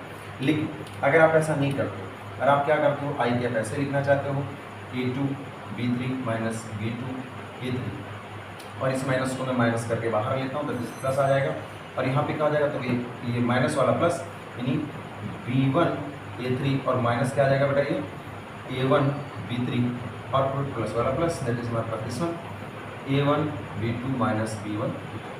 हुआ क्या प्यारे बेटे, जरा गौर से देखो, जब जे का हम कर रहे थे तो जे में मैंने तो एक ही चीज़ सिखाई ना कि भाई हिंदी वाला चार बनाना, मतलब कि इसके मल्टीप्लिकेशन में, ऐसे के मल्टीप्लिकेशन में ऐसे वाला मल्टीप्लिकेशन क्या करना है, सब्ट्रैक्ट कर देना है, घटा देना है। लेकिन अगर आप यहाँ b प्लस, यहाँ b प्लस, यहाँ b प्लस रखते हो तो आपको दिमाग पे क्या रखना पड़ेगा कि जब जे वाला हम करेंगे तो जे वाली लाइन को जब आपने गैप कर दिया, जे के साथ जब जे वाला टर्म निकालोगे आप, तो जे वाली लाइन को आपने गैप करी तो फिर क्या आया, A1 A3 B1 B3, ये चार टर्म बचे। तो अगर आप प्लस माइनस प्लस के पैटर्न को फॉलो करते हो तो एक ही बात दिमाग में रखने की, ये वाला इसके मल्टीप्लिकेशन में इसका मल्टीप्लिकेशन क्या करना है, घटा देना है। लेकिन अगर आप प्लस पैटर्न फॉलो करते हो तो देखिए वैल्यू क्या आ रही है, उल्टी वैल्यू आ रही है, यानी कि क्या आ रहा है प्यारे बेटे, यहाँ पे आ क्या रहा है, आपको करना क्या पड़ेगा, आपको B1 A3 में, यानी B1 A3 यानी उल्टा करना पड़ेगा, मतलब इसके मल्टीप्लिकेशन में अब इसका मल्टीप्लिकेशन सब्ट्रैक्ट करना पड़ेगा। तो आपके ऊपर डिपेंड करता है कि आप प्लस माइनस प्लस को फॉलो करो और एक ही पैटर्न फॉलो करो सब्ट्रैक्शन का, या तो प्लस प्लस प्लस फॉलो करो, तो उसमें क्या आएगा, जे वाले में याद रखना पड़ेगा आपको कि उसको रिवर्स करते हैं। आपके ऊपर छोड़ता हूँ, बेहतर कौन सा लगता है आप डिसाइड करो, आप अपने अकॉर्डिंग करो, ठीक है। चलिए क्वेश्चन कर लेते हैं जरा, इससे रिलेटेड हम लोग यहाँ पे क्या करेंगे प्यारे बेटे, इससे रिलेटेड हम लोग क्या करेंगे, एक क्वेश्चन करते हैं जरा, है ना, ठीक है भाई, तो दिमाग में रखिएगा, इसको अच्छे से सीख लीजिएगा।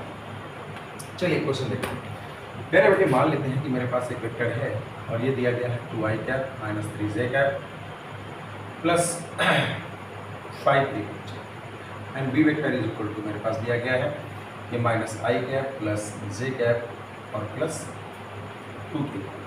प्यारे बेटे मैं क्या करता हूँ, बी क्रॉस ए निकालता हूँ ना, जो कन्वेंशनल रहता है तो उसको मैं बी क्रॉस ए निकालता। क्या करोगे बेटा, सबसे पहले हम लोगों को क्या करेंगे, यहाँ मेरे पास आई कैप, मेरे पास जे कैप, मेरे पास कैप, ठीक है।